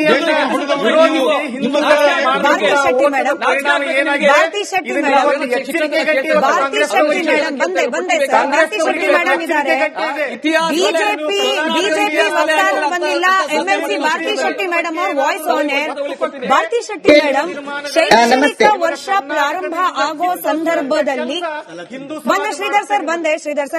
ಭಾರತಿ ಶೆಟ್ಟಿ ಮೇಡಮ್ ಮಾತನಾಡ್ತಿದ್ದಾರೆ. ಭಾರತಿ ಶೆಟ್ಟಿ ಮೇಡಮ್, ಶೈಕ್ಷಣಿಕ ವರ್ಷದ ಪ್ರಾರಂಭದಲ್ಲಿ ಚರ್ಚೆಗೆ ಒಳಪಡಬೇಕಾದ 101 ವಿಚಾರಗಳನ್ನ ಬದಿಗಿಟ್ಟು ನಾವು ಜನಿವಾರಕ್ಕೂ ಆದ್ಯತೆ ಕೊಡ್ತೀವಿ, ಹಾಗೆ ಹಿಜಾಬ್ಗೂ ಆದ್ಯತೆ ಕೊಡ್ತೀವಿ ಅಂತ ಹೇಳಿ ಮಾಡಬಾರ್ದು ತಪ್ಪೇನು ಮಾಡ್ಬಿಡ್ತಾ ಸರ್ಕಾರ? ಆಯ್ತು, ಇದೊಂದು ಗೊಂದಲ ಇತ್ತಲ್ಲ, ಜನಿವಾರ ತೆಗೆಸಿದ್ದಕ್ಕೂ ಕೂಡ ಆಕ್ರೋಶ ವ್ಯಕ್ತವಾಗಿತ್ತು. ನಾವು ಹಾಗಾಗಿ ಅವ್ರಿಗೂ ನ್ಯಾಯ ಕೊಟ್ಟಿದ್ದೀವಿ, ಇವ್ರಿಗೂ ನ್ಯಾಯ ಕೊಟ್ಟಿದ್ದೀವಿ ಅನ್ನೋದು ಶಿಕ್ಷಣ ಸಚಿವರ ಸಮರ್ಥನೆ. ತಪ್ಪೇನಿದೆ ಇದರಲ್ಲಿ?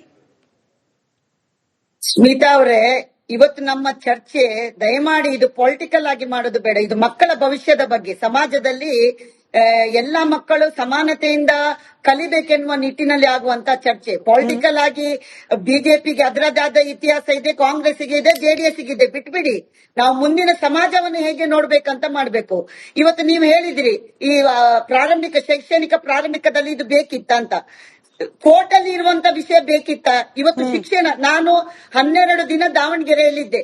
ಅಲ್ಲಿ ಇರ್ತಕ್ಕಂತ ಸರ್ಕಾರಿ ಶಾಲೆಗಳು ಯಾವ ಸ್ಥಿತಿಯಲ್ಲಿದೆ? ನಾಳ್ದು ನಾನು ಸದನದಲ್ಲಿ ಆ ಸಬ್ಜೆಕ್ಟ್ ಅನ್ನು ಎತ್ತುವಳಿದ್ದೇನೆ. ಯಾವ ಸ್ಥಿತಿಯಲ್ಲಿದೆ? ಎಲ್ಲಿ ಟೀಚರ್ ಇದ್ದಾರೆ? ಪಾಳು ಬಿದ್ದಿದೆ, ಬೆಂಚ್ ಇಲ್ಲ, ನೀರಿಲ್ಲ, ಶೌಚಾಲಯ ಇಲ್ಲ, ಮೈದಾನ ಇಲ್ಲ. ಅಭಿವೃದ್ಧಿಯನ್ನ ಬಿಟ್ಟು ಕೇವಲ ಒಂದು ವೋಟ್ ಬ್ಯಾಂಕ್ ರಾಜಕಾರಣಕ್ಕಾಗಿ ಇಷ್ಟು ದೊಡ್ಡ ಒಂದು ಅನ್ಯಾಯವನ್ನ ಈ ಮಕ್ಕಳ ಮೇಲೆ ಹೇರುವಂತದ್ದು, ಅವರ ಭಾವನೆಗೆ ಎಲ್ಲರೂ ಒಟ್ಟಾಗಿ ಬದುಕಬೇಕನ್ನೋ ಆ ಒಂದು ಚಿಂತನೆಯಲ್ಲಿರುವಂತಹ ಈ ಸಮಾಜದಲ್ಲಿ ನಾವು ಹೇಗೆ ಕಿತ್ತಾಡ್ತೇವ, ಅದೇ ರೀತಿ ನಮ್ಮ ಮುಂದಿನ ಭವಿಷ್ಯದ ಮಕ್ಕಳು ಕೂಡ ಕಿತ್ತಾಡ್ಬೇಕಾ? ಅವರಲ್ಲಿ ಸಮಾನತೆ ಬೇಡವಾ? ನೀನು ಹಿಂದೂ, ನೀನು ಮುಸಲ್ಮಾನ, ನೀನು ಕ್ರಿಶ್ಚಿಯನ್ ಎನ್ನುವ ಭಾವನೆಯನ್ನ ಬಿಂಬಿಸುವಂತ ಒಂದು ವಾತಾವರಣವನ್ನ ನೀವು ಶಿಕ್ಷಣ ಇಲಾಖೆಯಲ್ಲಿ ಮಾಡ್ತೀರಿ. ಐವನ್ ಡಿಸೋಜ ಅವರು ಇಲ್ಲೇ ಇದ್ದಾರೆ. ಈ ಹಿಜಾಬ್ ಗಲಾಟೆ ಏನಲ್ಲ, ಇದಕ್ಕೊಂದು ಬಹಳ ದೊಡ್ಡ ಚರ್ಚೆನೇ ಆಗ್ಬೇಕಾಗಿದೆ. ಇವತ್ತಿನ ಬಜೆಟ್ ಅನ್ನ ನೀವು ಓಪನ್ ಮಾಡಿ, 26-27 ಬಜೆಟ್ ಯಾವ ರೀತಿ ಇದೆ? ಇದು ಬಜೆಟ್ ಅಲ್ಲಿ ಎಲ್ಲ ಕೂಡ ಇವರು ಹೇಳ್ತಾರೆ ಅಲ್ಪಸಂಖ್ಯಾತರು, ನಾವು ನಮ್ಗೆ ಅಲ್ಪಸಂಖ್ಯಾತರು ಬೇಕು, ಬಹುಸಂಖ್ಯಾತರು ಎಲ್ಲರೂ ಕೂಡ ಸಮಾನವಾಗಿ ನೋಡ್ಬೇಕು. ನೀವು ಶಿಕ್ಷಣವನ್ನು ಕೊಡುವಾಗ ಎಲ್ಲರೂ ಕೂಡ ಸಮಾನತವಾಗಿ ನೋಡದೆ ಮುಸಲ್ಮಾನರಿಗೆ ಬೇರೆ ಶಿಕ್ಷಣ, ಕ್ರಿಶ್ಚಿಯನ್ ಇಲ್ಲ, ಪುಣ್ಯಕ್ಕೆ ಕ್ರಿಶ್ಚಿಯನ್ ಮತ್ತು ಹಿಂದೂಗಳು ಒಟ್ಟಾಗಿ ಶಿಕ್ಷಣವನ್ನು ಪಡಿತಾ ಇದ್ದೇವೆ. ಮುಸಲ್ಮಾನ ಹೆಣ್ಣು ಮಕ್ಕಳಿಗೆ ಬೇರೆ ಶಾಲೆ, ಬೇರೆ ಅವರಿಗೆ ಹಾಸ್ಟೆಲ್ ವ್ಯವಸ್ಥೆ ಬೇರೆ, ಪ್ರತಿ ಒಂದನ್ನ ಸಪರೇಟ್ ಮಾಡಿ ನೀವು ಬೇರೆ ಇರಿ ಅನ್ನೋದ ಒಂದು ಮೆಸೇಜ್ ಅನ್ನ ಈ ಸರ್ಕಾರ ಕೊಡುವಂತ ಪ್ರಯತ್ನ ಮಾಡ್ತೇನೆ. ನಾನು ವಿನಂತಿ ಮಾಡೋದು, ಹಿಜಾಬ್ ಏನಲ್ಲ ಸ್ಮಿತಾ ಅವರೇ, ನೀವು ಇನ್ನೊಂದಿನ ಚರ್ಚೆಗೆ ಕರೀರಿ. ಇದಕ್ಕಿಂತ ದೊಡ್ಡ ಹುನ್ನಾರ ಈ ಸಮಾಜದ ಒಂದು ವ್ಯವಸ್ಥೆಯನ್ನ, ಏನು ಸರ್ವ ಜನಾಂಗದ ಶಾಂತಿಯ ತೋಟವನ್ನ, ವ್ಯವಸ್ಥೆಯನ್ನ ಬುಡಮೇಲು ಮಾಡುವಂತ ಬಹಳ ದೊಡ್ಡ ಷಡ್ಯಂತ್ರ ಈ ಸಮಾಜದಲ್ಲಿ ನಡೀತಾ ಇದೆ. ನಾನು ಮುಸಲ್ಮಾನರನ್ನ ದೂರ್ತಾ ಇಲ್ಲ, ಮುಸಲ್ಮಾನದಲ್ಲಿರ್ತಕ್ಕಂಥ ಒಂದು ವರ್ಗ ಇದಕ್ಕೆ ಬಹಳ ದೊಡ್ಡ ಒತ್ತನ್ನು ಕೊಡ್ತಾ ಇದ್ದೇವೆ. ನಾವು ಇವತ್ತು ಏನ ಹಿಜಾಬ್ ಮಾಡಿದ್ರಂತ ಇಲ್ಲಿ ಮಾತಾಡ್ತೇವೆ, ಒಬ್ಬರ ಮೇಲೆ ಒಬ್ಬರು ಕೆಸರನ್ನು ಎರಸ್ತೇವೆ. ಇದ್ರ ಹಿಂದೆ ಬಹಳ ದೊಡ್ಡ ಷಡ್ಯಂತ್ರ ಇದೆ. ಇದ್ರ ಬಗ್ಗೆ ನೀವು ಸ್ಟಡಿ ಮಾಡಿದ್ರೆ, ನಾನು ಮಾಧ್ಯಮದವರ ಹತ್ರ ಕೇಳುದು, ಸ್ಟಡಿ ಮಾಡಿ, ನನ್ಗೂ ಗೊತ್ತಿದೆ ವಿಷಯಗಳು. ಇವತ್ತು ನಮ್ಮ ಹೆಣ್ಮಕ್ಕಳು, ಅದ್ರಲ್ಲೂ ಕೂಡ ಹೆಣ್ಮಕ್ಕಳು, ನೀವು ಇಮ್ಯಾಜಿನ್ ಮಾಡಿ, ಕೋರ್ಟ್ ಚೀಮಾರಿ ಹಾಕಿತ್ತು ಹಿಜಾಬ್ ಗಲಾಟೆಯಲ್ಲಿ. ಅದರಲ್ಲಿ ಒಂದು ಹೆಣ್ಮಗಳು ಏನಂತ ಟ್ವೀಟ್ ಮಾಡಿದ್ಲು, ಬಾಬರ್ ಮಸೀದಿಯಲ್ಲಿ ಕಟ್ಟಿದೇವಾ, ರಕ್ತದ ಹೊಳೆ ಆದ್ರೂ ಅಡ್ಡಿಲ್ಲ, ಅದನ್ನು ನಾವು ಬೀಳಿಸಿ, ಅದರಲ್ಲಿ ರಾಮ ಮಂದಿರವನ್ನು ಬೀಳಿಸಿ ಪುನಃ ಮಸೀದಿಯನ್ನು ಕಟ್ತೇವೆ ಅನ್ನೋ ಹೇಳಿಕೆಯನ್ನು ಕೊಟ್ರು. ಎಲ್ಲಿ ಹೋಗ್ತಾ ಇದೆ ಸಮಾಜ? ಎಲ್ಲಿ ಹೋಗ್ತಾ ಇದೆ ಸಮಾಜ? ಟ್ವೀಟ್ ಮಾಡಿದ್ಲು ಒಬ್ಳು ಹೆಣ್ಮಗಳು. ನೀವು ಬಹಳ ದೂರ ಒಂದು ಮಕ್ಕಳು ಅಂದ್ರೆ ವಿದ್ಯಾರ್ಥಿಗಳ ಗಮನ ಕೂಡ ಬೇರೆ ಕಡೆಗೆ ಹೋಗ್ತಾ ಇದೆ. ಇನ್ನೊಂದ್ ಕಡೆ ದಿನೇಶ್ ಅವರೇ, ಈಗ ನಾಳೆ ದಿನ ಸ್ಕೂಲ್ ಶುರು ಆಗುತ್ತೆ. ಸ್ಕೂಲು ಕಾಲೇಜ್ ಶುರು ಆದಾಗ ಗೇಟ್ ಅಲ್ಲಿ ಒಬ್ರು ಟೀಚರ್ ಅನ್ನು ಅಥವಾ ಅಲ್ಲಿನ ಸ್ಟಾಫ್ ಅನ್ನು ನಿಲ್ಲಿಸಬೇಕು. ರುದ್ರಾಕ್ಷಿ ಹಾಕಿದಾರ, ಓ ದಿಸ್ ಇಸ್ ಅಲೋಡ್, ಸರ್ಕಾರ ಇದಕ್ಕೆ ಅಲೋ ಮಾಡಿದೆ, ಒಳಗ್ ಕಳಿಸಬಹುದು. ಟೋಪಿ ಹಾಕಿದಾರ, ಇದಕ್ಕೆ ಸರ್ಕಾರದ ಕಡೆಯಿಂದ ಕರೆಕ್ಟ್ ಆಗಿಲ್ಲಪ್ಪ, ಯೋಚನೆ ಮಾಡಬೇಕು, ಬಿಒ ಕಾಲ್ ಮಾಡಿ ಕ್ಲಾರಿಫಿಕೇಶನ್ ತಗೊಳ್ಳೋಣ. ಹಿಜಾಬ್ ಹಾಕಿದ್ದಾರೆ, ಓಕೆ, ಕೇಸರಿ ಕಲರ್ ಶಾಲಾ ಹಾಕೊಂಬಂದ್ರೆ ಇದ್ರ ಬಗ್ಗೆ ಸ್ಪಷ್ಟನೆ ಇಲ್ಲ. ಅಲ್ಲ, ಹಿಂಗೆ ಅಲ್ವಾ? ಶಿವದಾರ, ಜನಿವಾರ, ಅದರ ಜೊತೆಯಲ್ಲಿ ಹಿಜಾಬ್ಗೆ ಅವಕಾಶ ಅನ್ನೋದು ಬಿಟ್ರೆ ಟೋಪಿ ಹಾಕ್ಬೇಕಾ? ಮುಖ್ಯಮಂತ್ರಿಗಳ ಮುಂದೆನೆ ಚರ್ಚೆ ಆಯ್ತು ಸರ್ ಇವತ್ತು. ಕೇಸರಿ ಶಾಲೆ ಹಾಕ್ಬೇಕಾ? ಮುಖ್ಯಮಂತ್ರಿಗಳ ಮೇಲೆ ಚರ್ಚೆ ಇಲ್ಲ. ಶಾಲೆಯ ಗೇಟ್ ಮುಂದೆ ದಿನೇಶ್ ಅವರು ಉತ್ತರ ಕೊಡ್ಲಿ, ಆಮೇಲೆ ಶಶಿಧರ್ ಸರ್ ಉತ್ತರ ಕೊಡ್ಲಿ. ದಿನೇಶ್ ಅವರು ಉತ್ತರ ಕೊಡ್ಲಿ. ಅದಾದ್ಮೇಲೆ ಶಿಕ್ಷಕರು, ನಟರಾಜ್ ಗೌಡ್ರೆ ಮಾತಾಡೋಣ. ದಿನೇಶ್ ಅವರು ಉತ್ತರ ಕೊಡ್ಲಿ, ಅದಾದ್ಮೇಲೆ ಶಿಕ್ಷಕರಿಗೆ ಏನ್ ತೊಂದರೆ ಆಗುತ್ತೆ ಶಶಿಧರ್ ಸರ್ ಮಾತನಾಡಿ. ಇವತ್ತು ಸರ್ಕಾರ ಏನ್ ಮಾಡ್ಬೇಕು ಅದನ್ನ ಮಾಡ್ತಾ ಇಲ್ಲ. ಫಾರ್ ಎಕ್ಸಾಂಪಲ್, ಇವತ್ತು ಏನು ಫೀಸ್ ರೆಗ್ಯುಲೇಷನ್ ಲಾ ಬೇಕು ಕರ್ನಾಟಕಕ್ಕೆ. ಇವತ್ತು ಲಕ್ಷ ಫೀಸ್ಗಳನ್ನ ಎರ್ರ ಬಿರ್ರಿ ಅವ್ರಿಗೆ ಬೇಕಾ ಬಿಟ್ಟು ರೈಸ್ ಮಾಡ್ಕೊತವ್ರೆ. ಅರವಿಂದ್ ಕೇಜ್ರಿವಾಲ್ ಅವರು ಡೆಲ್ಲಿನಲ್ಲಿ ಫೀಸ್ ರೆಗ್ಯುಲೇಷನ್ ಲಾ ತಗೊಬಂದ್ರು. ಅದ್ರ ಜೊತೆಗೆ ಯಾರ್ಯಾರು ಪ್ರೈವೇಟ್ ಏನು ಗೌರ್ಮೆಂಟ್ ಲ್ಯಾಂಡ್ ಅಲ್ಲಿ ಪ್ರೈವೇಟ್ ಸ್ಕೂಲ್ ಕಟ್ಟವ್ರೆ, ಅವ್ರು ಗೌರ್ಮೆಂಟ್ ಇಂದ ಖಂಡಿತ ಪರ್ಮಿಷನ್ ತಗೊಂಡು ಅವ್ರು ಹೇಳಿ ಫೀಸೇ ತಗೋಬೇಕು ಅಂತಾನು ರೂಲ್ಸ್ ತಂದ್ರು. ಇದೆಲ್ಲ ತಂದಂತ ಅರವಿಂದ್ ಕೇಜ್ರಿವಾಲ್ ಮಾದರಿನ ಇವತ್ತು ಇವ್ರು ಯಾರು ತರಕ್ ರೆಡಿ ಇಲ್ಲ. ಯಾಕಂದ್ರೆ ಎಲ್ಲಾ ಪ್ರೈವೇಟ್ ಸ್ಕೂಲ್ ಓನರ್ಸ್ ರಾಜಕಾರಣಿಗಳೇ ಕರ್ನಾಟಕದಲ್ಲಿ. ಇದಕ್ಕೆಲ್ಲ ಅವ್ರಿಗೆ ಹೆಂಗ್ ಬೇಕಂಗ್ ಮೇಯ್ಕೋತಾವ್ರೆ, ಹೆಂಗ್ ಬೇಕಂಗೆ ಲೂಟಿ ಮಾಡ್ತಾವ್ರೆ. ಅದ್ರ ಬಗ್ಗೆ ಮಾತಾಡಕ್ಕೆ ಮಧು ಬಂಗಾರಪ್ಪ ಅವ್ರಿಗೆ ತಾಕತ್ತಿಲ್ಲ. ನಾನೇ ಹೇಳ್ಬಿಡ್ತೀನಿ, ಚಾಲೆಂಜ್ ಮಾಡ್ತೀನಿ, ಸಿದ್ದರಾಮಯ್ಯನವ್ರಿಗೂ ತಾಕತ್ ಚಾಲೆಂಜ್ ಇಲ್ಲ.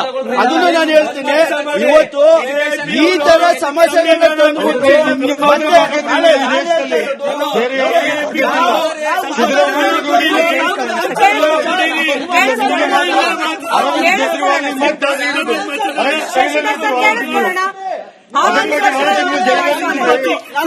Dinesh sir voice Dinesh sir voice 30 second Dinesh 30 second ನೀವ್ಯಾಕ್ರಿ ನೀವು ಇದೆಲ್ಲ ಮಾತಾಡ್ತೀರಾ?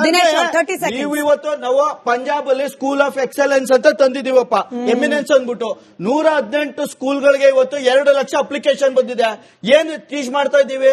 AI ಬಗ್ಗೆ ಟೀಚ್ ಮಾಡ್ತಾ ಇದ್ದೀವಿ, ರೋಬೋಟಿಕ್ಸ್ ಟೀಚ್ ಮಾಡ್ತಾ ಇದ್ದೀವಿ, ಅಡ್ವಾನ್ಸ್ಮೆಂಟ್ ಟೀಚ್ ಮಾಡ್ತಾ ಇದ್ದೀವಿ, ನೀಟು JEE ಕೋರ್ಸ್ ಕೊಡ್ತಾ ಇದ್ದೀವಿ. ಅಲ್ಲ ಸ್ವಾಮಿ, ನೀಟು JEE ಕೋರ್ಸ್ ಕೊಡ್ತಾ ಇದ್ದೀವಿ.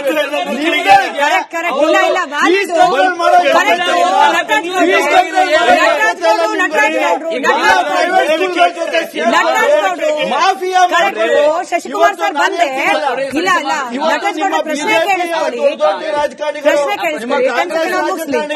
ಪ್ರಶ್ನೆ ಎಲ್ಲಾರು ದೊಡ್ಡ ದೊಡ್ಡ ಸ್ಕೂಲ್ಗಳು ಕಟ್ಕೊಂಡು ಮಾಡ್ತಾ ಇದ್ದೀರಾ, ಅದ್ರ ಬಗ್ಗೆ ಮಾತಾಡಕ್ಕೆ ಯಾರಿಗೂ ತಾಕತ್ತಿಲ್ಲ. ನಟರಾಜ್ ಗೌಡ್ರೆ, ಇದೇ ಪ್ರಶ್ನೆ ನಿಮಗ್ ವರ್ಗಾವಣೆ ಮಾಡ್ತಿದ್ದೀನಿ. ನೀವೇನಂದ್ರಿ, ಹಿಜಾಬ್ಗೆ ಅವಕಾಶ ಇಲ್ಲ ಅಂತ ಹೇಳಿ ಮಾನಸಿಕವಾಗಿ ನೊಂದು ಒಂದು ಮಗು ಶಿಕ್ಷಣದಿಂದ ವಂಚಿತವಾದ್ರೂ ಕೂಡ ಅದು ಅಪರಾಧ ಆಗತ್ತೆ, ಎಲ್ಲಾ ಮಕ್ಕಳಿಗೂ ಶಿಕ್ಷಣ ಸಿಗಬೇಕು. ದಿನೇಶ್ ಅವರು ಹೇಳ್ದಂಗೆ ಪ್ರೈವೇಟ್ ಸ್ಕೂಲ್ಗಳಲ್ಲಿ ಲೂಟಿ ಮಾಡ್ತಿದ್ದಾರೆ ಸರ್. ಎಷ್ಟು ಜನ ಮಧ್ಯಮ ವರ್ಗದವರು ಹಾಗೆ ಬಡ ವರ್ಗದ ಮಕ್ಕಳು ಪ್ರೈವೇಟ್ ಸ್ಕೂಲ್ ನ ಎಜುಕೇಶನ್ ಅಫೋರ್ಡ್ ಮಾಡದಲ್ಲೇ ಕಣ್ಣೀರ್ ಹಾಕ್ತಿದ್ದಾರೆ ಪೇರೆಂಟ್ಸ್. ಆ ಮಕ್ಕಳು ಖಿನ್ನತೆಗೆ ಒಳಗಾಗ್ತಿದ್ದಾರೆ. ಪಾಪ ಆ ಮಕ್ಕಳ ಖಿನ್ನತೆ, ಆ ಮಕ್ಕಳ ಬೇಸರ, ಆ ಮಕ್ಕಳ ಭಾವನೆ ಯಾವ ಸರ್ಕಾರಕ್ಕೂ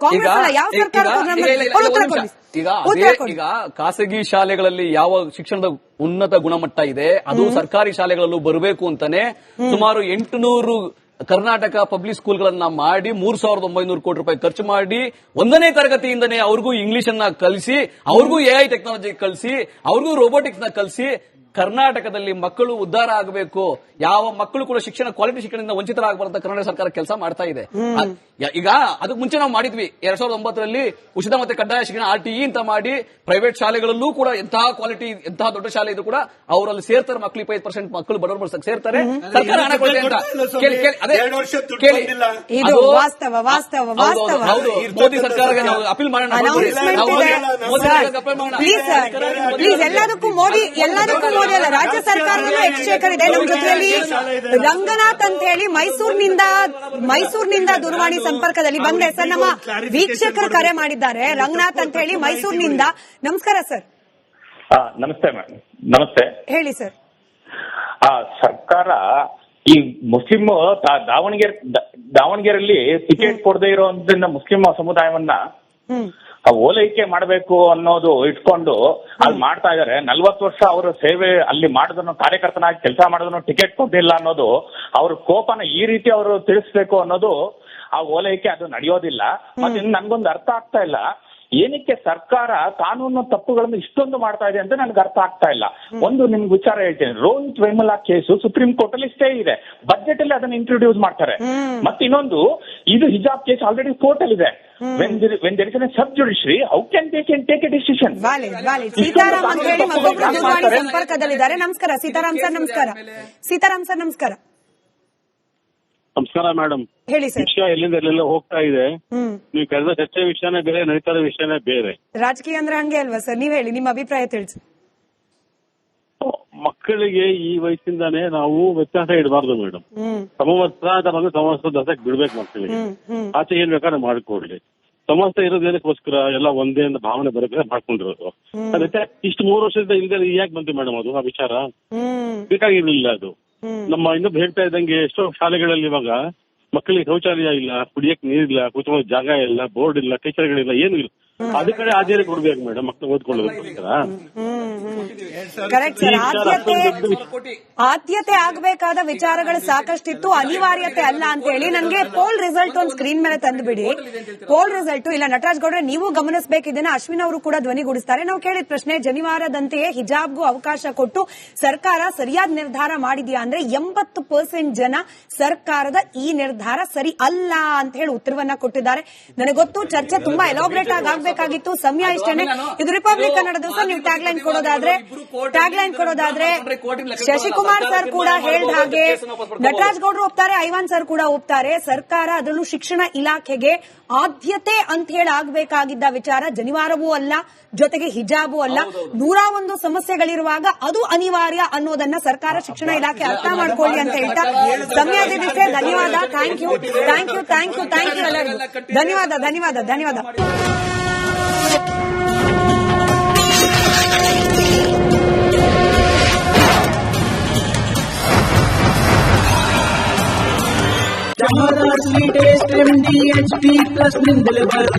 ಗಂಟು ಕಟ್ಟಿಕೋ ಲವಂಗ, ಹಸಿರು ಏಲಕ್ಕಿಯಿಂದ ತುಂಬಿದ MDH D+ ಮಸಾಲೆ.